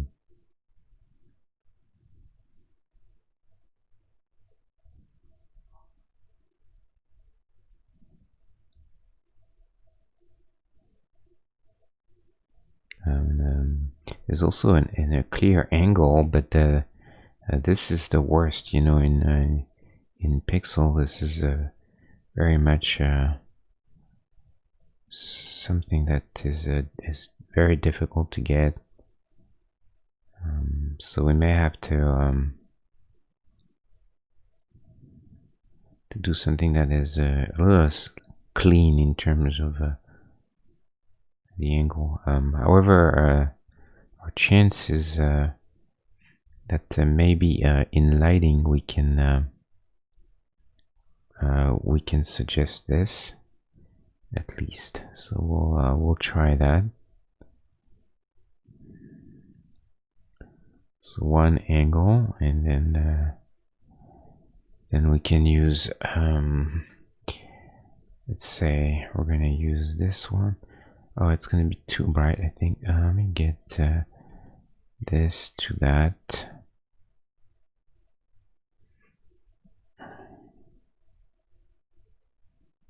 Like this. And then that to this.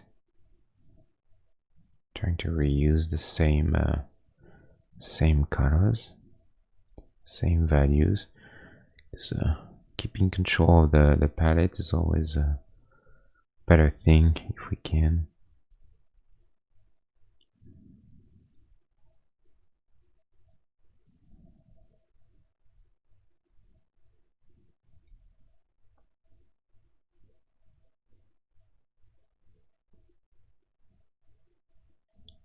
Well, it's not too horrible.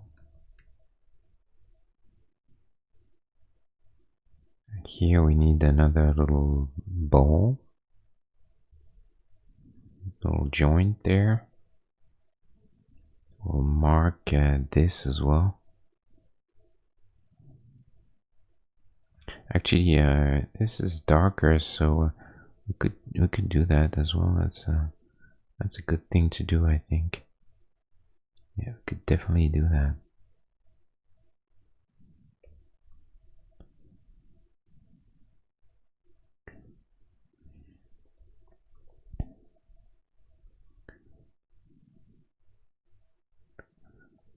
Mm.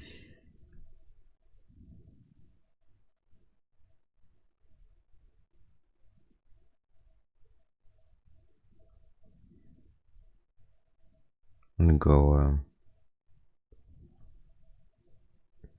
too big with that joint, whatever that.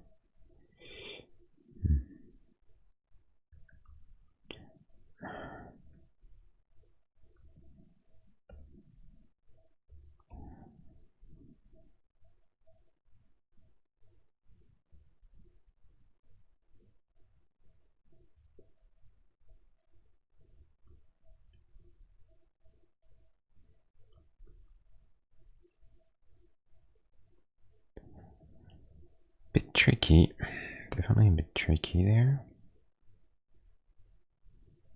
Not the easiest, shape by any mean. That's for sure. I'm glad I did this guy a bit bigger than the other character. I think would have been an interesting adventure if we had to make him as small as any other people.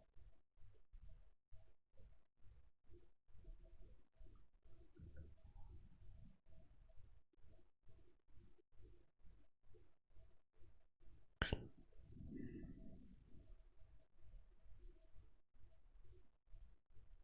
want to make sure that this spot doesn't look too long compared to that. And here I wish I could get this angle in that angle, but as I guess this is all right. And then we can go a little smaller. Okay, so now we're gonna try and get a hand. So actually, you know what? I think let me try and get maybe the legs first, because depending on where it ends and everything, I may have to just position the hand and stuff. So okay, we have similar to language that they did for the a good lesson in design too here. See how they that shape there in the angles in the plates, you can find similar shapes there. The way they treat one joint in the shoulder is similar to the way they treat the joints of the legs. So pretty informed design.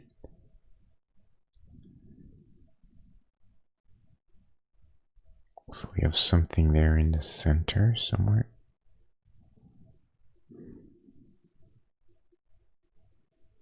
And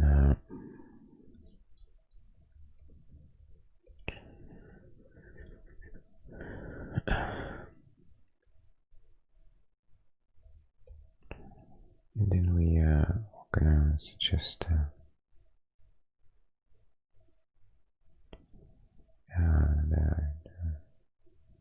the sort of joint there.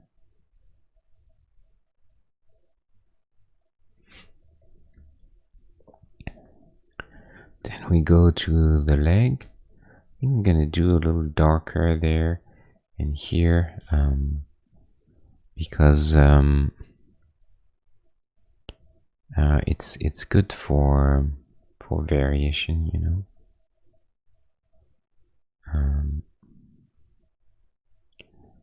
So the thing here.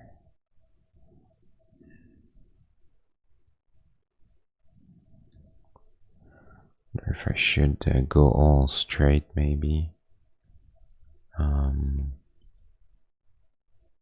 I think maybe that's not a necessarily bad idea. So we're gonna have this leg a little longer because this is bent, and also it will give us a bit more perspective on the ground. So we'll see if we can find a good length for the leg.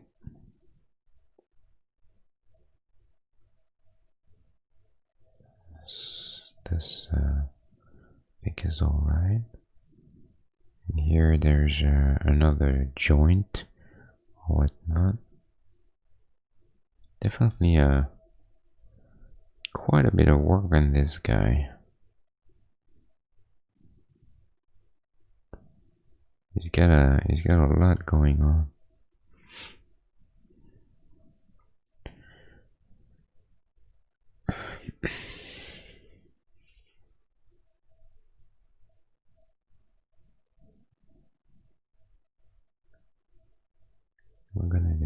too there.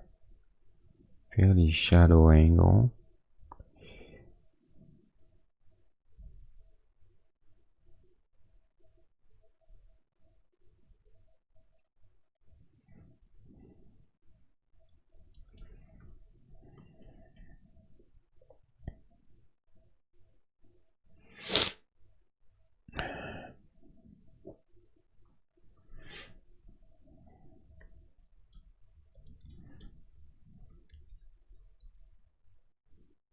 I think this character will go on 2 sessions. I think 2 streams.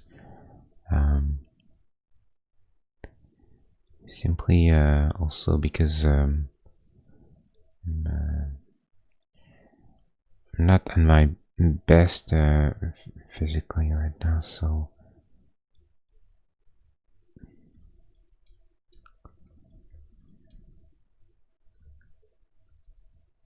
and it's a fairly complex character. There's gonna be quite a bit of things to do, so I don't want to rush him, you know. I think it's he deserves a good you know, he deserves to be done properly if I can. So I'm gonna try and be not rush it out. If I feel like I'm getting a little too it's getting too long and I'm not feeling great, then we'll finish it next time.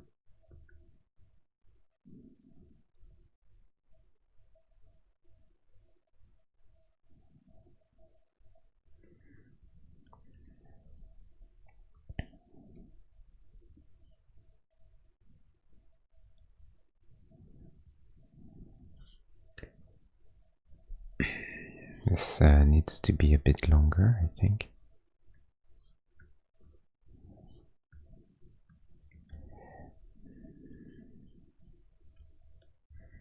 Keeps getting bigger and bigger. But it's okay. I don't mind that. I'm just making him to look okay, you know, good and not too far off in terms of the amount of you know, pixels. I think that's fine.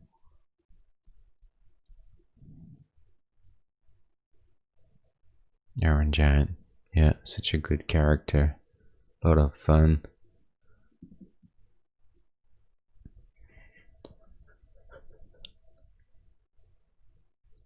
The boy is called it's funny, the boy, they named him Hargut Hughes, which I think is probably a reference to the author of the book, Ted Hughes, but also a reference to Howard Hughes, whom I speak about last time regarding the Rocketeer. He was a very famous movie guy, inventor, pilot, entrepreneur, you know, movie mogul.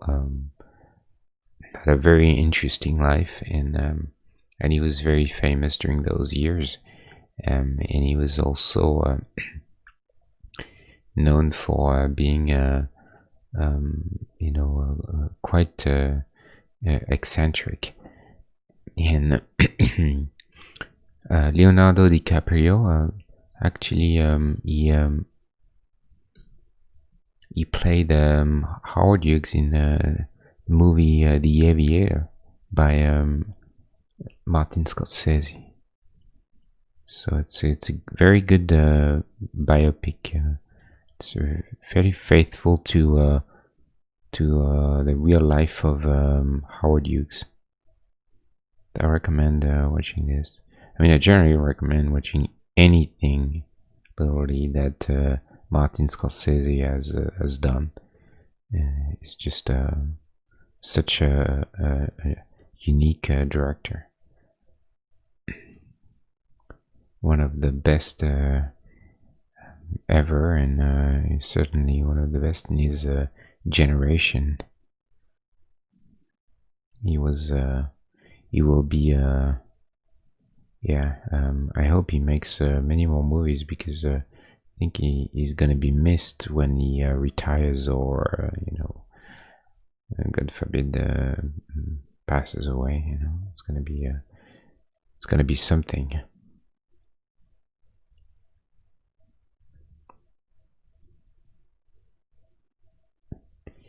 And actually, DiCaprio was very lucky in a way to of the opportunity that he got to work with Martin Scorsese. I mean, it's not luck in the sense that he deserves it. Martin Scorsese gave him so many roles in his movies because just how good that actor is. But he was lucky to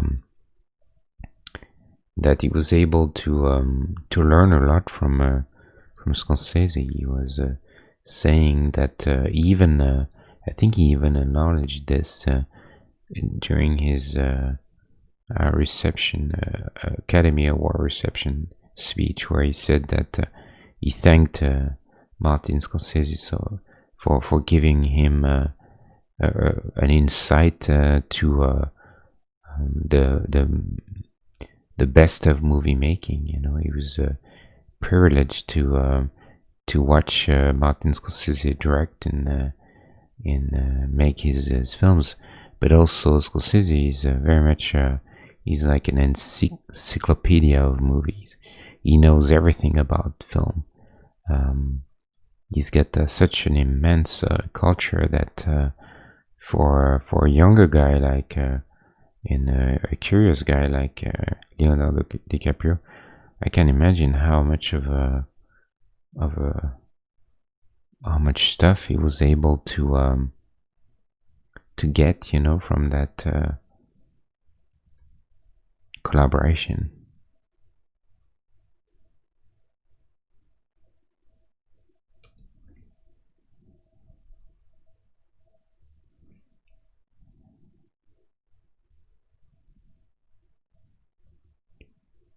And by the way, I cannot wait for the next Tarantino movie because it's gonna be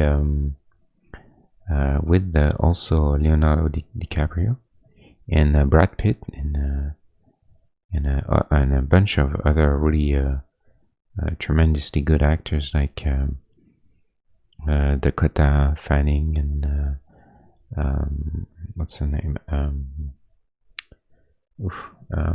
She was in the Wolf of Wall Street, a blonde girl. She was the crazy in the DC, in the Batman DC. She was Harley Quinn. I can't remember her name now. Margaret. No. What? Something like Margaret. What's her name?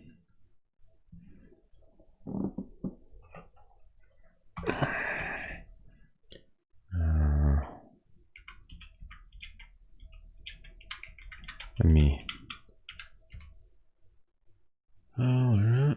With yeah, Margot Robbie. That's her name. And there's Al Pacino too. Al Pacino, I think, for the very first time in a Quentin Tarantino movie. So that should be cool. And it's set in 1969 in Hollywood. Yeah, and it's about a TV actor that is, in kind of his late career in trying to make a name, finally a name for himself in the movie business, and he's followed around by his stunt double. And it's at the background. It's set on the background of the Helter Skelter of 1969, which was like that period when Hollywood actors were very scared and paranoid because of the Charles Manson crimes. They went to the house of Sharon Tate, who was married with and pregnant with the child of um,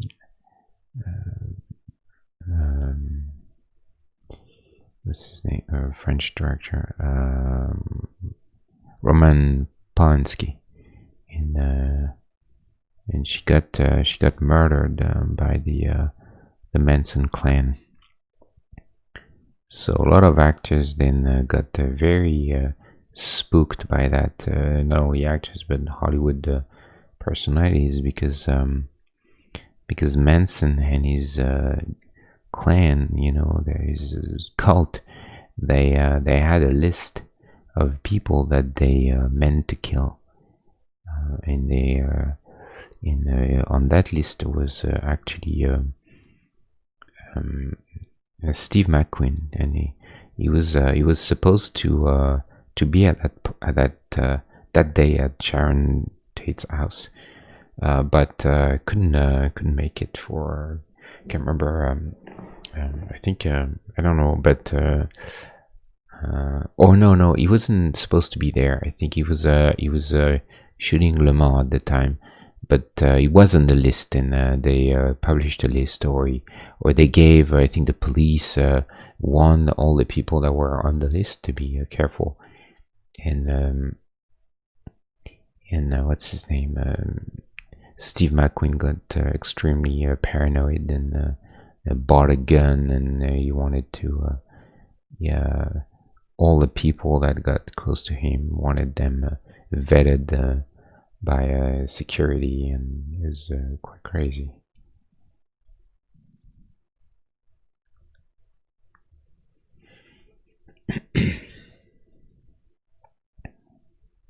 But anyway, knowing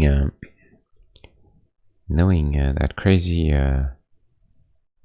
man that is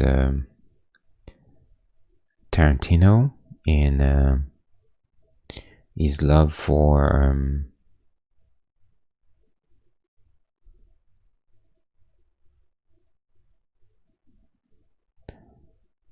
dialogue and weird situations and violence and stuff, I think it's gonna be an interesting one. I'm actually quite excited with that. I really like what he did with what's this? Hateful Eight. I know that a lot of people have issues with this film because how simply long it is, and talkative. Lots of dialogue for sure. And I can somewhat understand, the people that are saying that Tarantino is a little bit too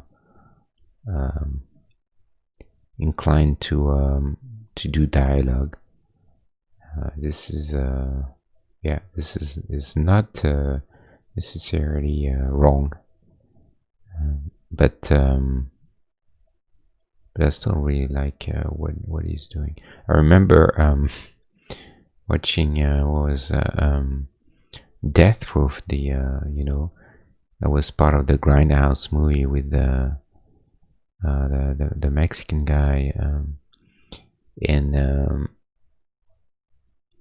there's this very long sequence when they're in that restaurant, and the 3 or 4 girls, and they talk about their boyfriends and whatnot, and I think that's the first time that I clearly remember thinking, wow, okay, I really don't care about any of this. I think I'm not sure why we're spending that much time with those girls talking about stuff that really doesn't matter much. I think that was the only time that I thought that was he was overdoing it.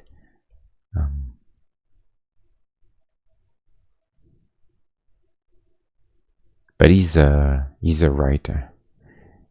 He's definitely a very strong director. I mean, he's a man of every, can wear any hat. I mean, he's even acting is in his own movies. But I think he at heart, I think Tarantino is I think he's a writer more than anything, in my opinion.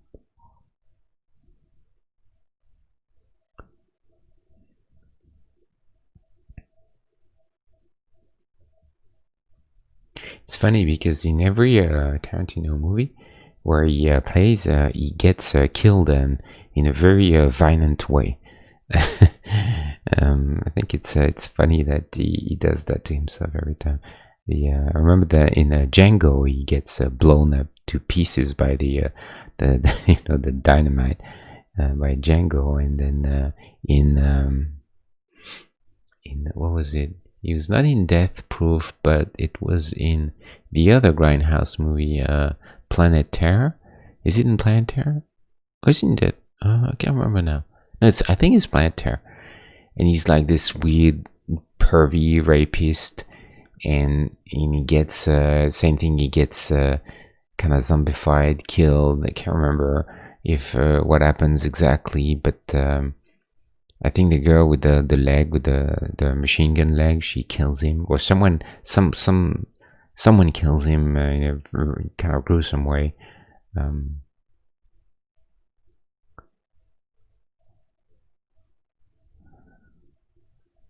uh, okay. Okay, in those areas we're gonna go really deep in because it's important for as characters, otherwise it's fairly low contrast. So those are good opportunities, the deep shadows to bring a lot of volume, a lot of shape to a character. So it's always something you can do.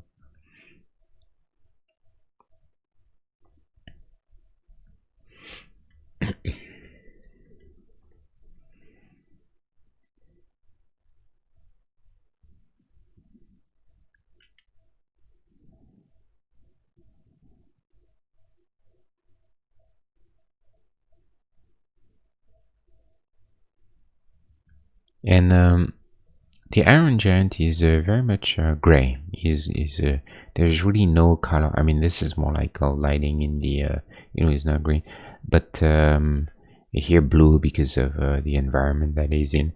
But I think they really see him as a gray steel character. So we'll probably keep it this way, but like I said, when I'm doing a metal, usually I like to have some blue in it a little bit, like RoboCop there. RoboCop had some bluish tone, so that was fine. But generally, I like it to have a little bit of a tint. I'll do something like this. It's not much, but I think it's good to do. It's still perceived visually as metal and gray, but there is a color, and I think it's probably okay to do that, even for him. For now, I'm gonna play with the black and white because I don't. Actually, this is not even black and white. Look, because I picked some colors from somewhere. This is true black and white. See the difference from here to there, here to there. Subtle, but here there's no color at all, which is fun. We're gonna do it this way for now.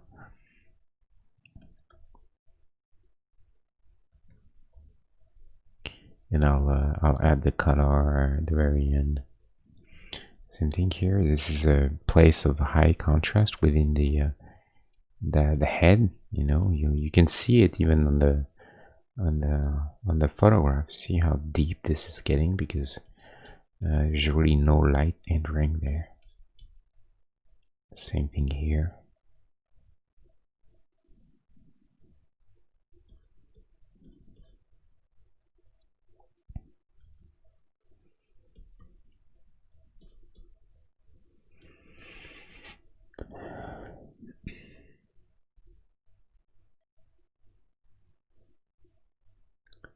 And just looking for a few places of contrast. This is important to make sure we don't end up with something that's um, too low contrast, where there's no real visual interest in any area. So that's why I'm doing this.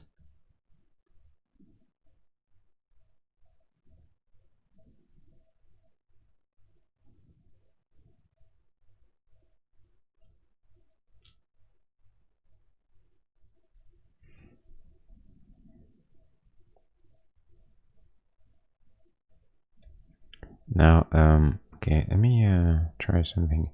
This probably won't work, but feel a bit lazy. So I wonder if I should just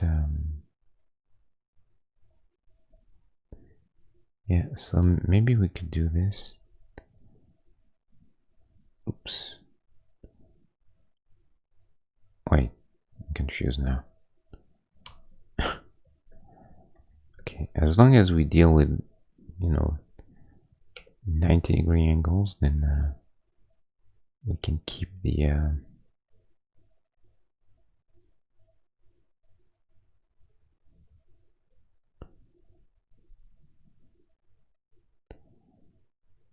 and we're gonna go maybe just a little longer.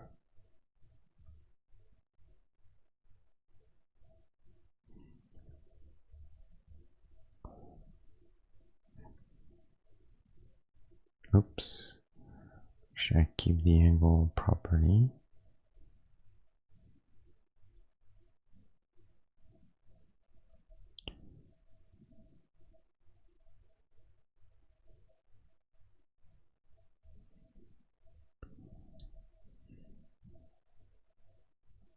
Now the thing is, I think if he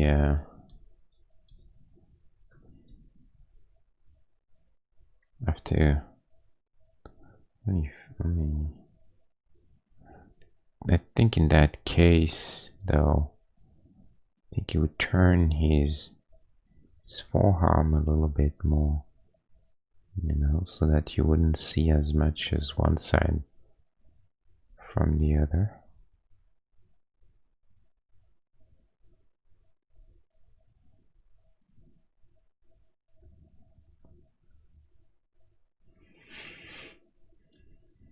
And then the hand, as usual.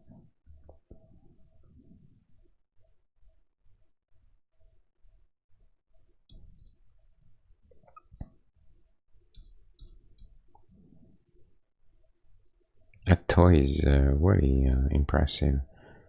It's very, very well done. I think I'm gonna get it.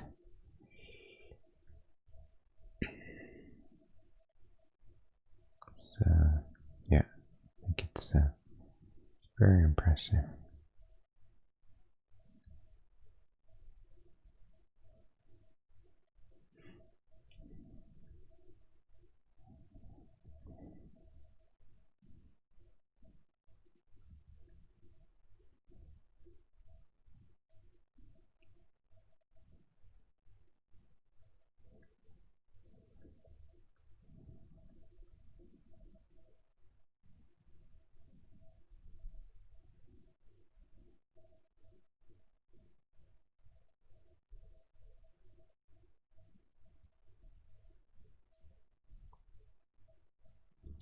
So this, now we need to change lighting because this would get the most light.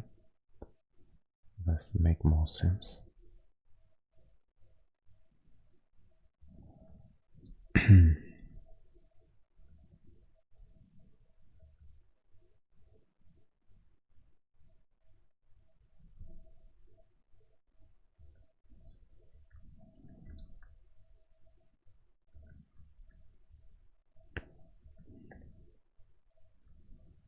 Too much contrast there, I think.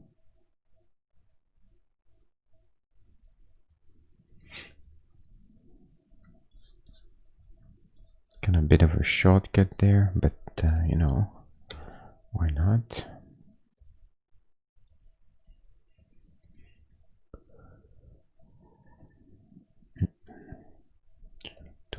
some. Oh, yeah.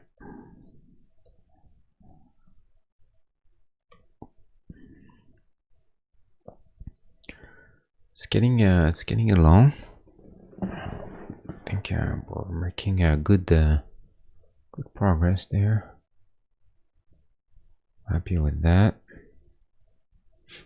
So it's interesting again, the perception of your own. I guess I've talked about this ad nauseum, but the how your perception of your own work affects things, and I was doing the Rocketeer, and while I was working on this, I felt like I didn't like it. I didn't like what I was doing, and then but then I sometimes it's not exactly what you want, and but you try and power through it, and hopefully hope for something to happen, for it to either at some point you start liking it, you get used to what you do, or simply you manage to recover from a situation that's not great. But I found that I never got to that point with the Rocketeer. I always felt kind of bad about him. I think, and mainly because of the pose. I don't really like what I did with it, and anyway, but I posted it nonetheless, because I had done it, and figured, it's gonna be an interesting thing, and someone whose opinion I respect quite a bit said, "Wow, you're really getting better and better at this, and you really loved it," and that really that made me think quite a bit, because I really disagree entirely in this case with him, but that's how he feels about it, So very very strange that sometimes how you think that you made something terrible, and for some reason people don't share that feeling, or vice versa. There are things that I thought was a bit better than usual, and no one cared really. They never got any sort of interest. So yeah, I mean that's there's really no no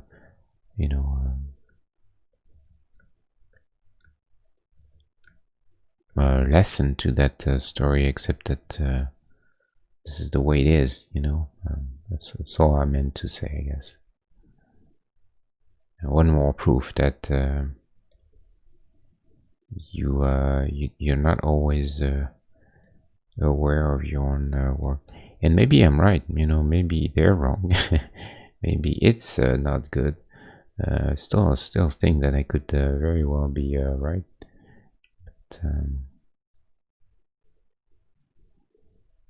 But then again, is there real, right or wrong in a situation like that? There's a lot of subjective feeling too. So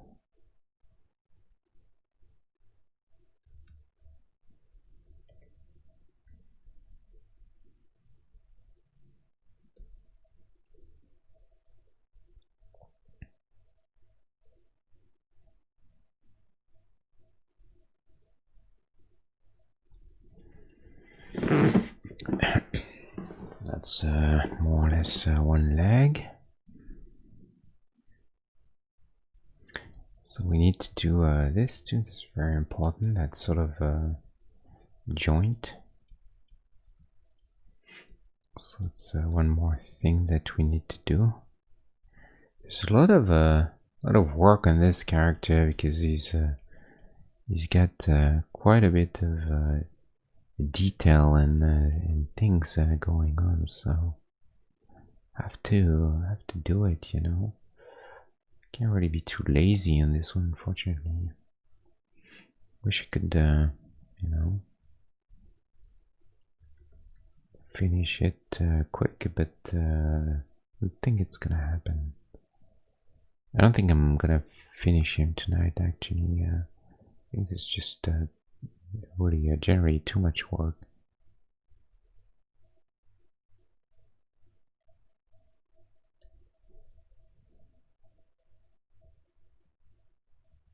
But that's okay, we'll finish next time, you know. It's that same friend, actually, who told me that he really liked The Rocketeer quite a bit. And that's why he said, please make the Iron Giant. And then I was like, oh boy, I have to make this, and then it's gonna be extra scrutiny because the guy is a fan, you know. Which, but yeah, I guess that's the ultimate test, you know. If a true fan says that they like it, then I'll be happy. If not, then screw them. Can make their own Iron Giant.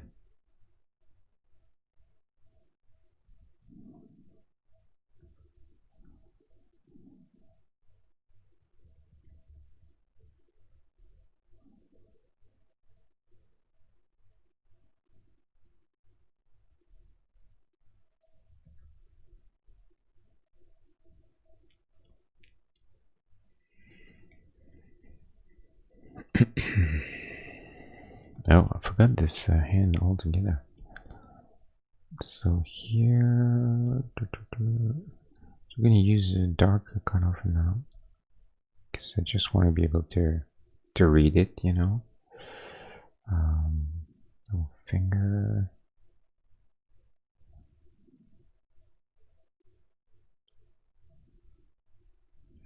Let's see, and that's what I was mentioning. This, I think I have to move all this crap a bit, give a little bit of room for the hand to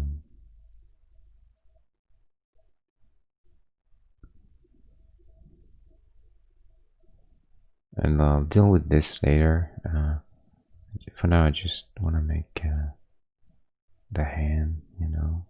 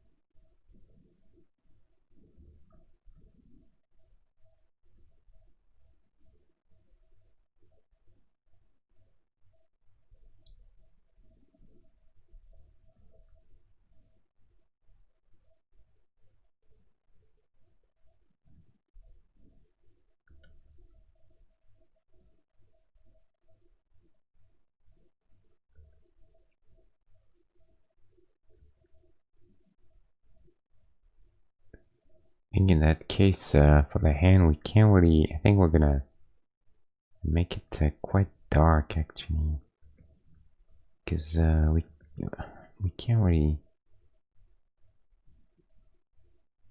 Otherwise, it won't read, you know.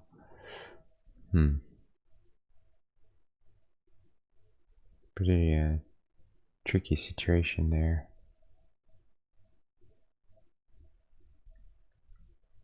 Want to be maybe a bit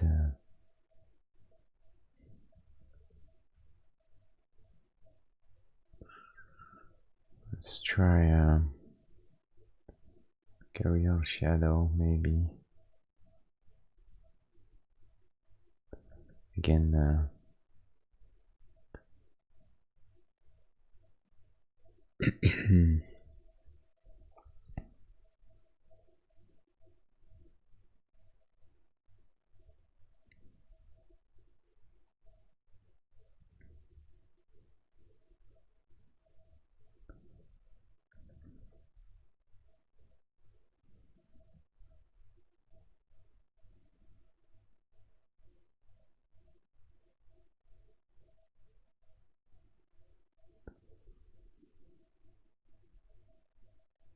here it's gonna be a lot more suggestion that actual, representation, but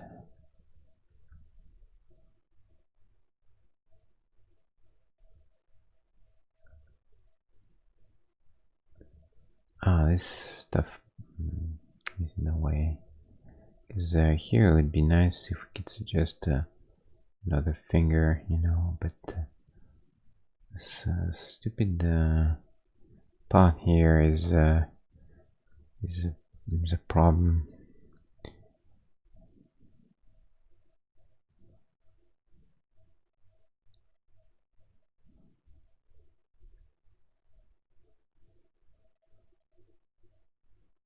I'm trying to play with the contrast. That's too much, but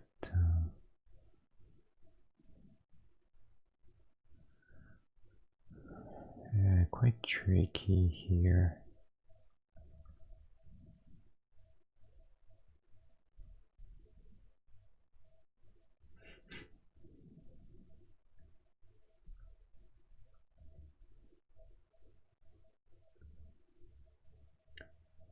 Can also suggest the fingers with just a few highlights, a few pixels, just to give it, just a bit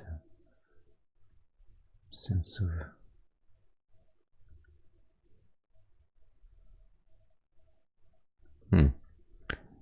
Definitely a tricky one there. Oh, kind of a little finger there could be nice.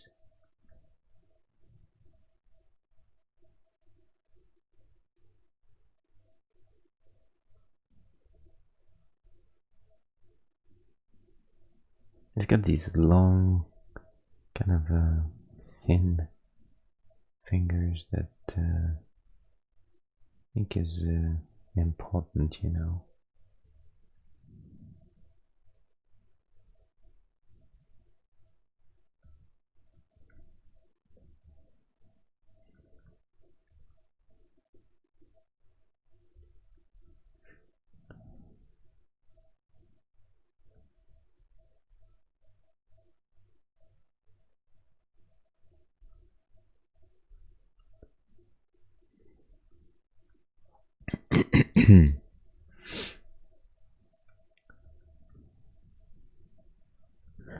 Oh boy.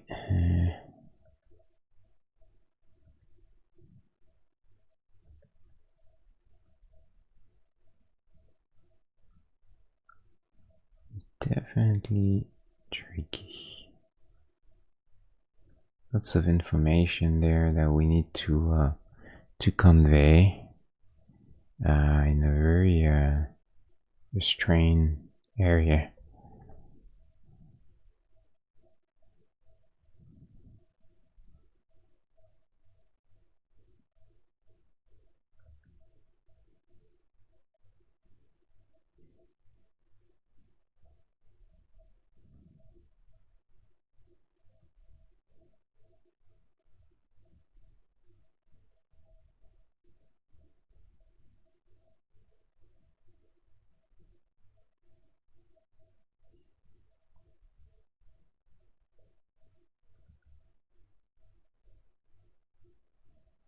No, looks like it's above.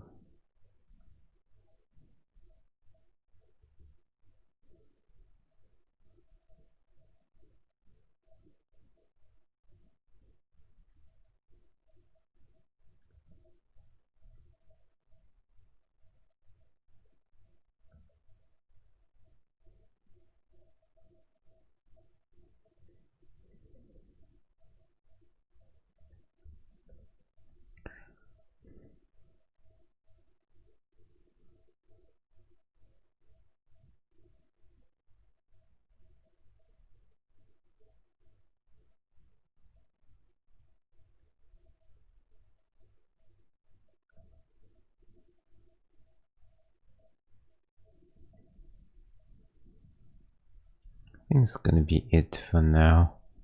But I'm not super excited with that, so I'll come back as usual. I'd like to sometimes I don't want to get to that point where there's a bit too much frustration, you know. I think we can keep that for now. At least we got a basic all the basics in place, and so I think we can do that.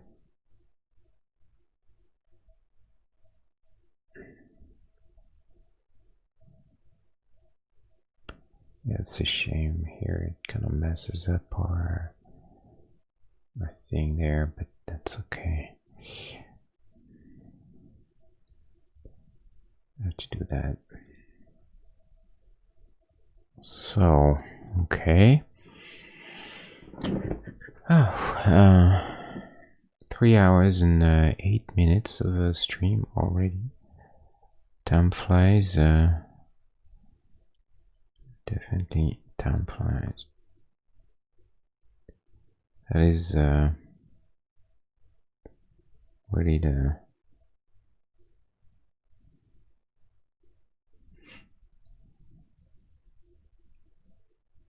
so much to do with that character. Then oh, this is a bit short though. I'm gonna have to deal with that.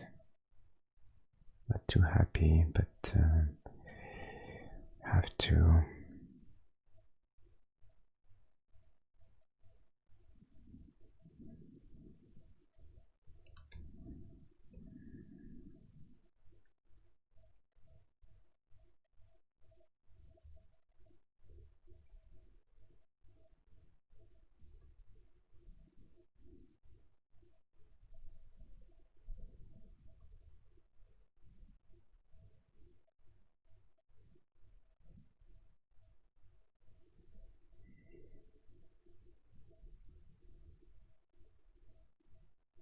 Don't want to lose that tapering, you know.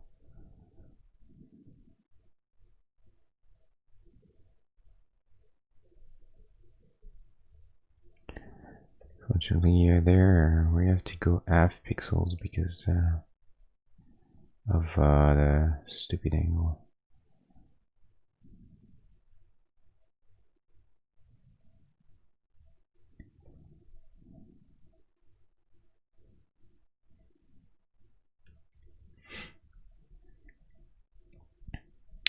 That seems better, I think.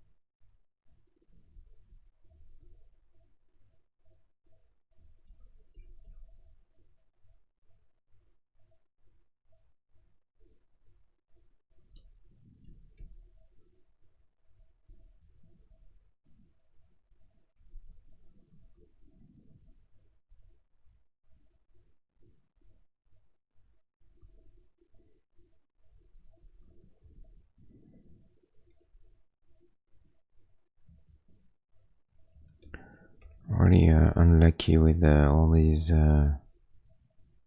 angles there. That is really problematic.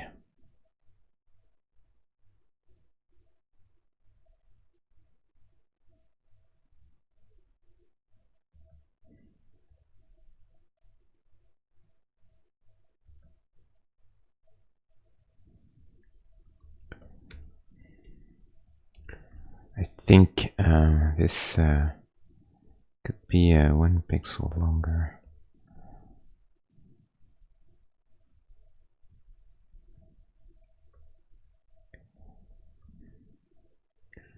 Then same thing, we have that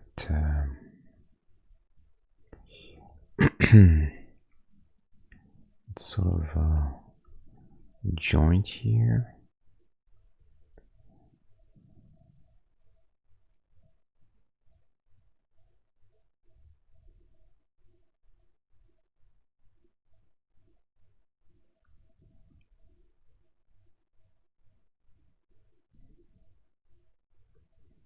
There's a little pin in it. Okay, we'll do the same here.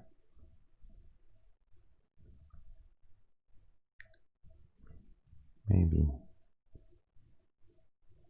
like that. And eventually I'll unify the palette, try to make sure they don't have too many different values, but so far I just really just want to make sure I get everything. I would like to feel like I get most of that stuff down by the time I end the stream, you know, so that next time we can start. When we start, we just go over all the really fine tuning and polishing and everything. So here, this is gonna be another interesting case. This and that, and this will be that, and this will be that.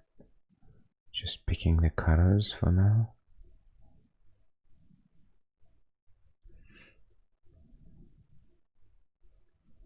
You know.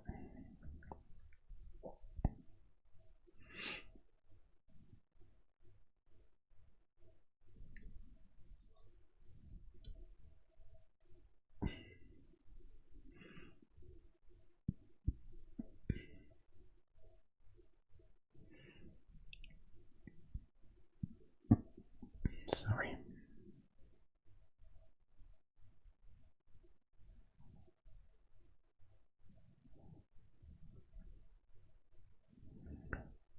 Fairly simple for now. And here we'll have this other sort of little articulation, whatnot. Another sort of joint there. Here we'll do that.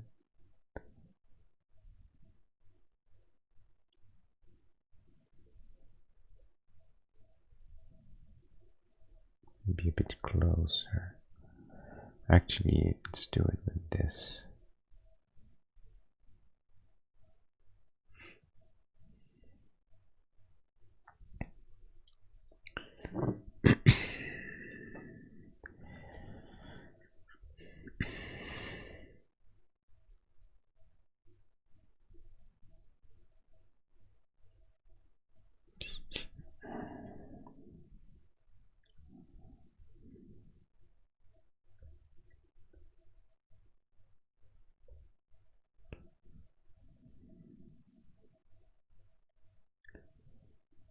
Okay.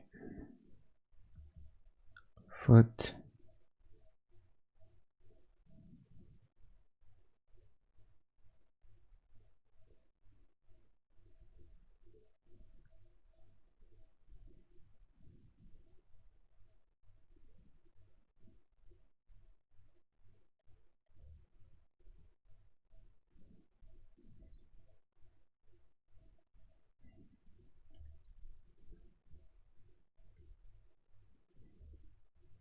And then lighting. Same thing, he has kind of two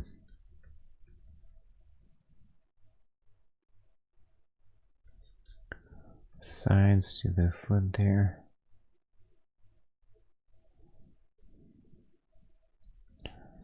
Go a little darker. This.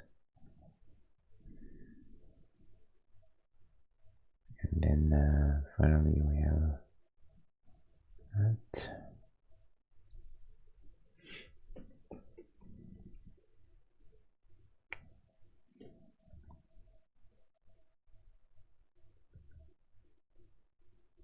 Oh.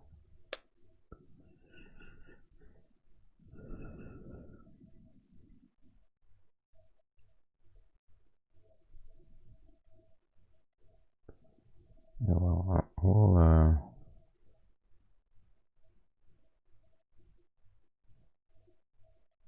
actually, I'm gonna keep it to one for now. I think it's fine. And then here we're gonna have a little thing.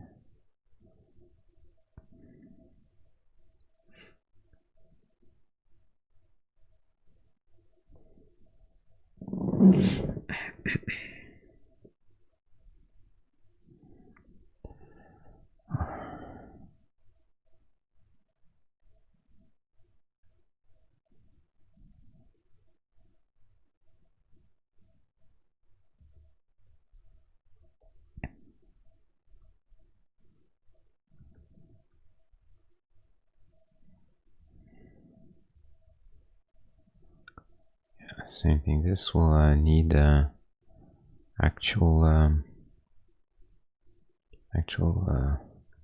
better work.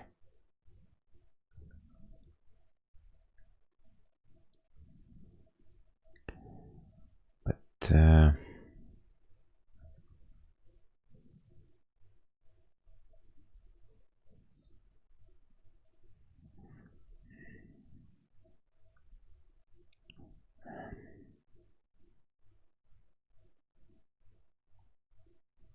getting a bit tired.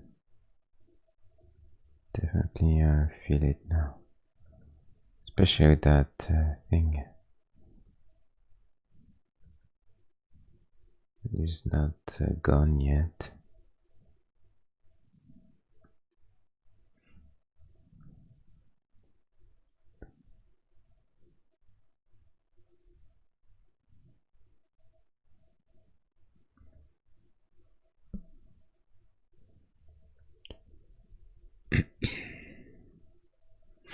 And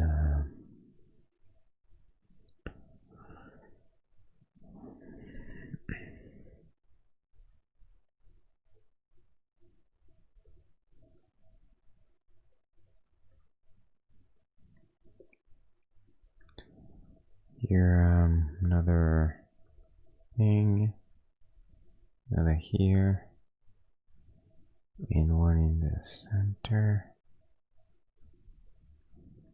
Actually, hold on, more like that.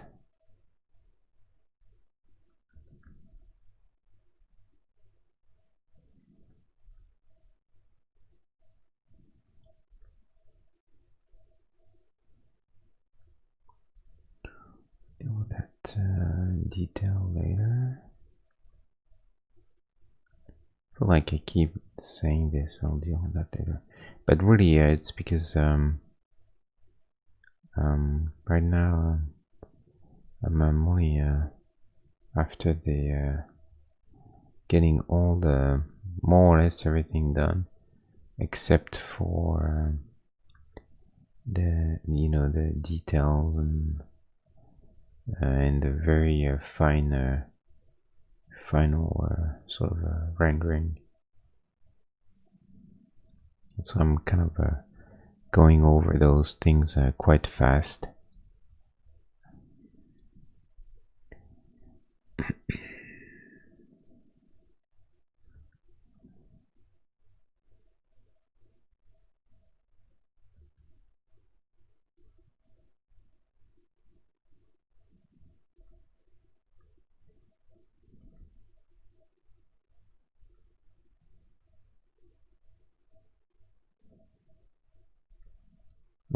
just the darker color.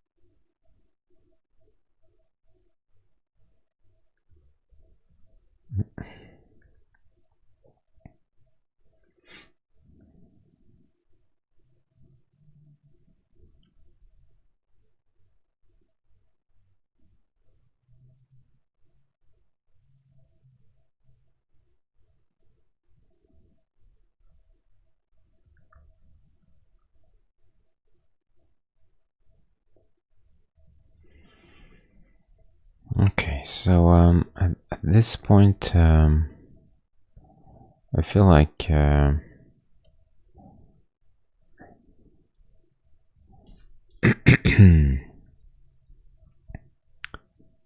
feel like I'm getting close to having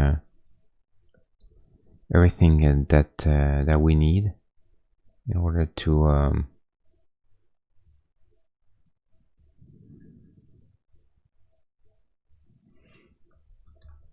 finish this guy. He's more or less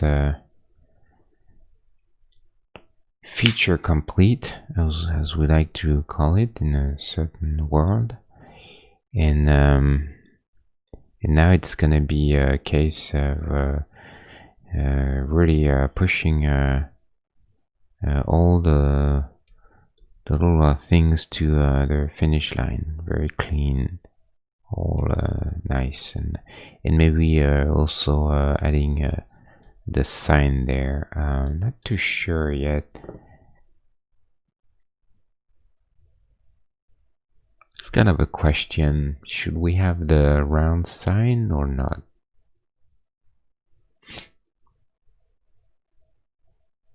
The round sign definitely says good Iron Giant. So, and it's a nice little accent of color. So, especially if we have the boy in the hand, then it's gonna be two accents of color. And that's I feel like that's maybe a good thing. The boy is red, blue, red, and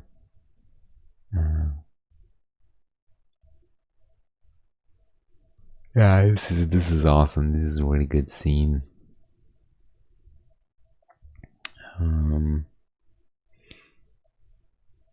Look at that, all the stuff that you have in the toy. So you have, oh, this you shouldn't see if you don't know that, but you have like two personas. You can transform him into his good old evil side. Very cool. They even have the little boy, and this is a great figure. Wow, I think I'm gonna get this. So how is he? Yes, so blue, then kind of blackish red.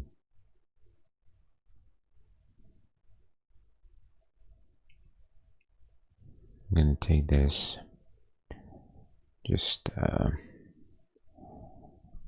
as a quick reference. And so, well, the problem though, I mean, is it's gonna be very small in there, you know. But it's gonna be, I think, a few.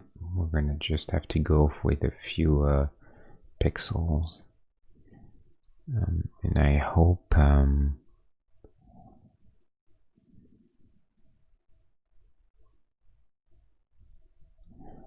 it will still be enough. Hopefully.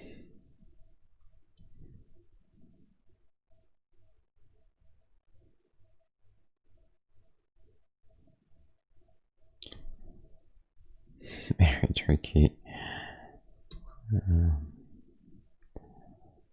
Face. And then hair.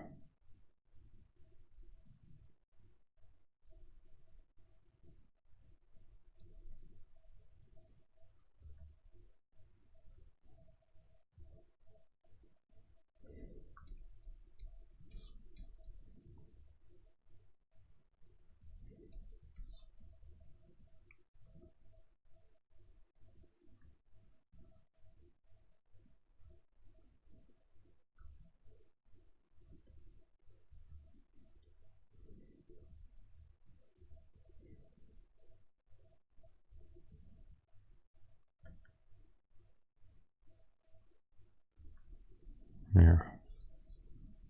There you go. Yeah, I think that's fine.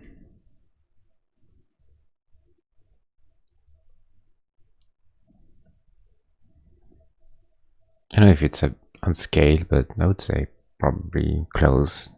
Yeah, I think it's probably close. We can't really make him much smaller than that because otherwise we won't even be able to read anything. So I think it's might be okay at that size. And then the sign would be. So obviously I'm not done with all of this. It's just but I just wanted to see if the sign would work. The little boy. Let's see if we can now very quickly make a sign. So in that case,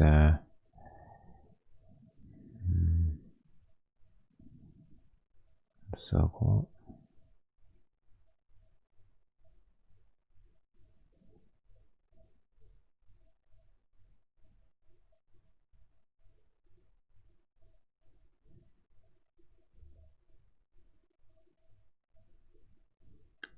Is it big enough?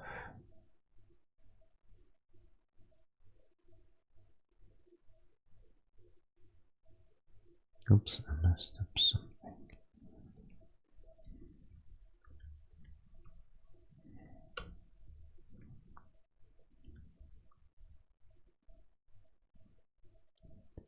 Let's say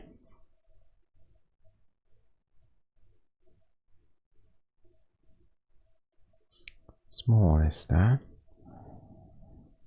I'm gonna go a little bit more contrast maybe than it is, but and then red.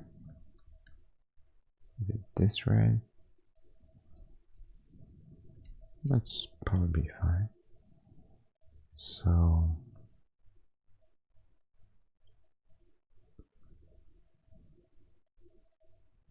it might be tricky to get the S to look too wonky.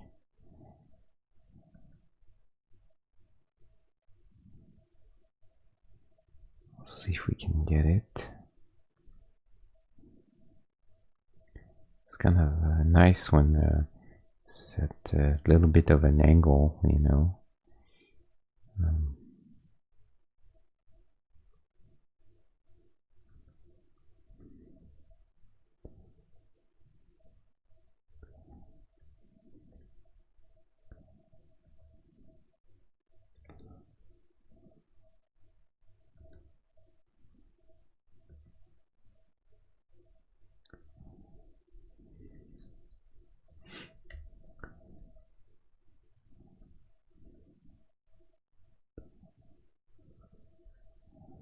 Okay, so we're gonna do is go a little darker there and the opposite there, darker too.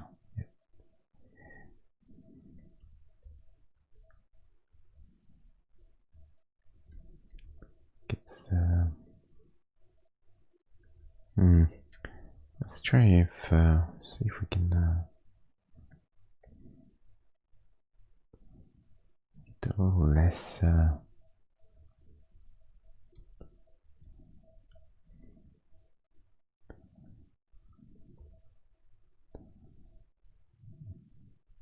thick, you know. That might be it. Like then the S is very strong, but unfortunately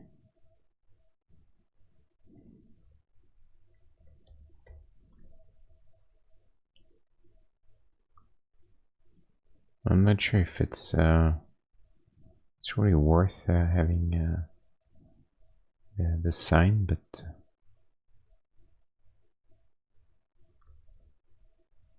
like I said, I always like to try things if I can.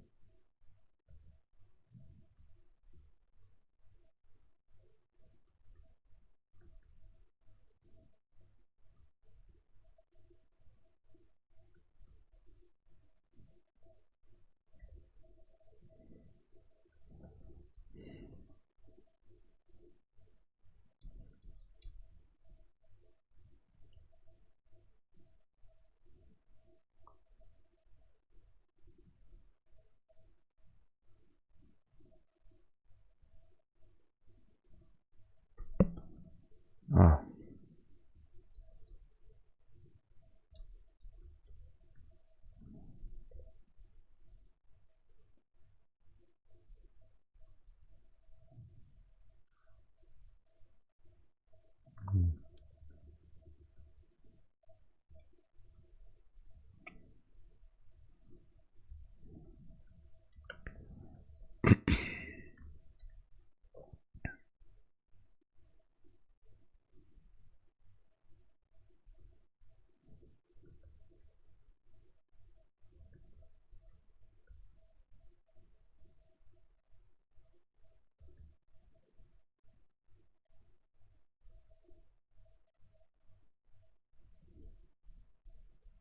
Maybe we can have that, but I'm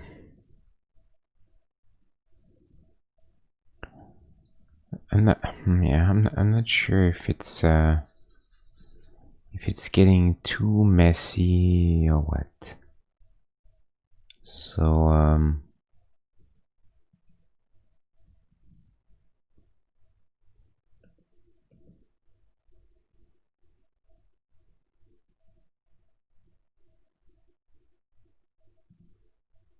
I guess to be continued. We'll decide. I guess we'll decide. Oh, good night, Junior. Have a good one. Yeah, I think we'll decide that next time. I don't think we necessarily need to make a decision right now.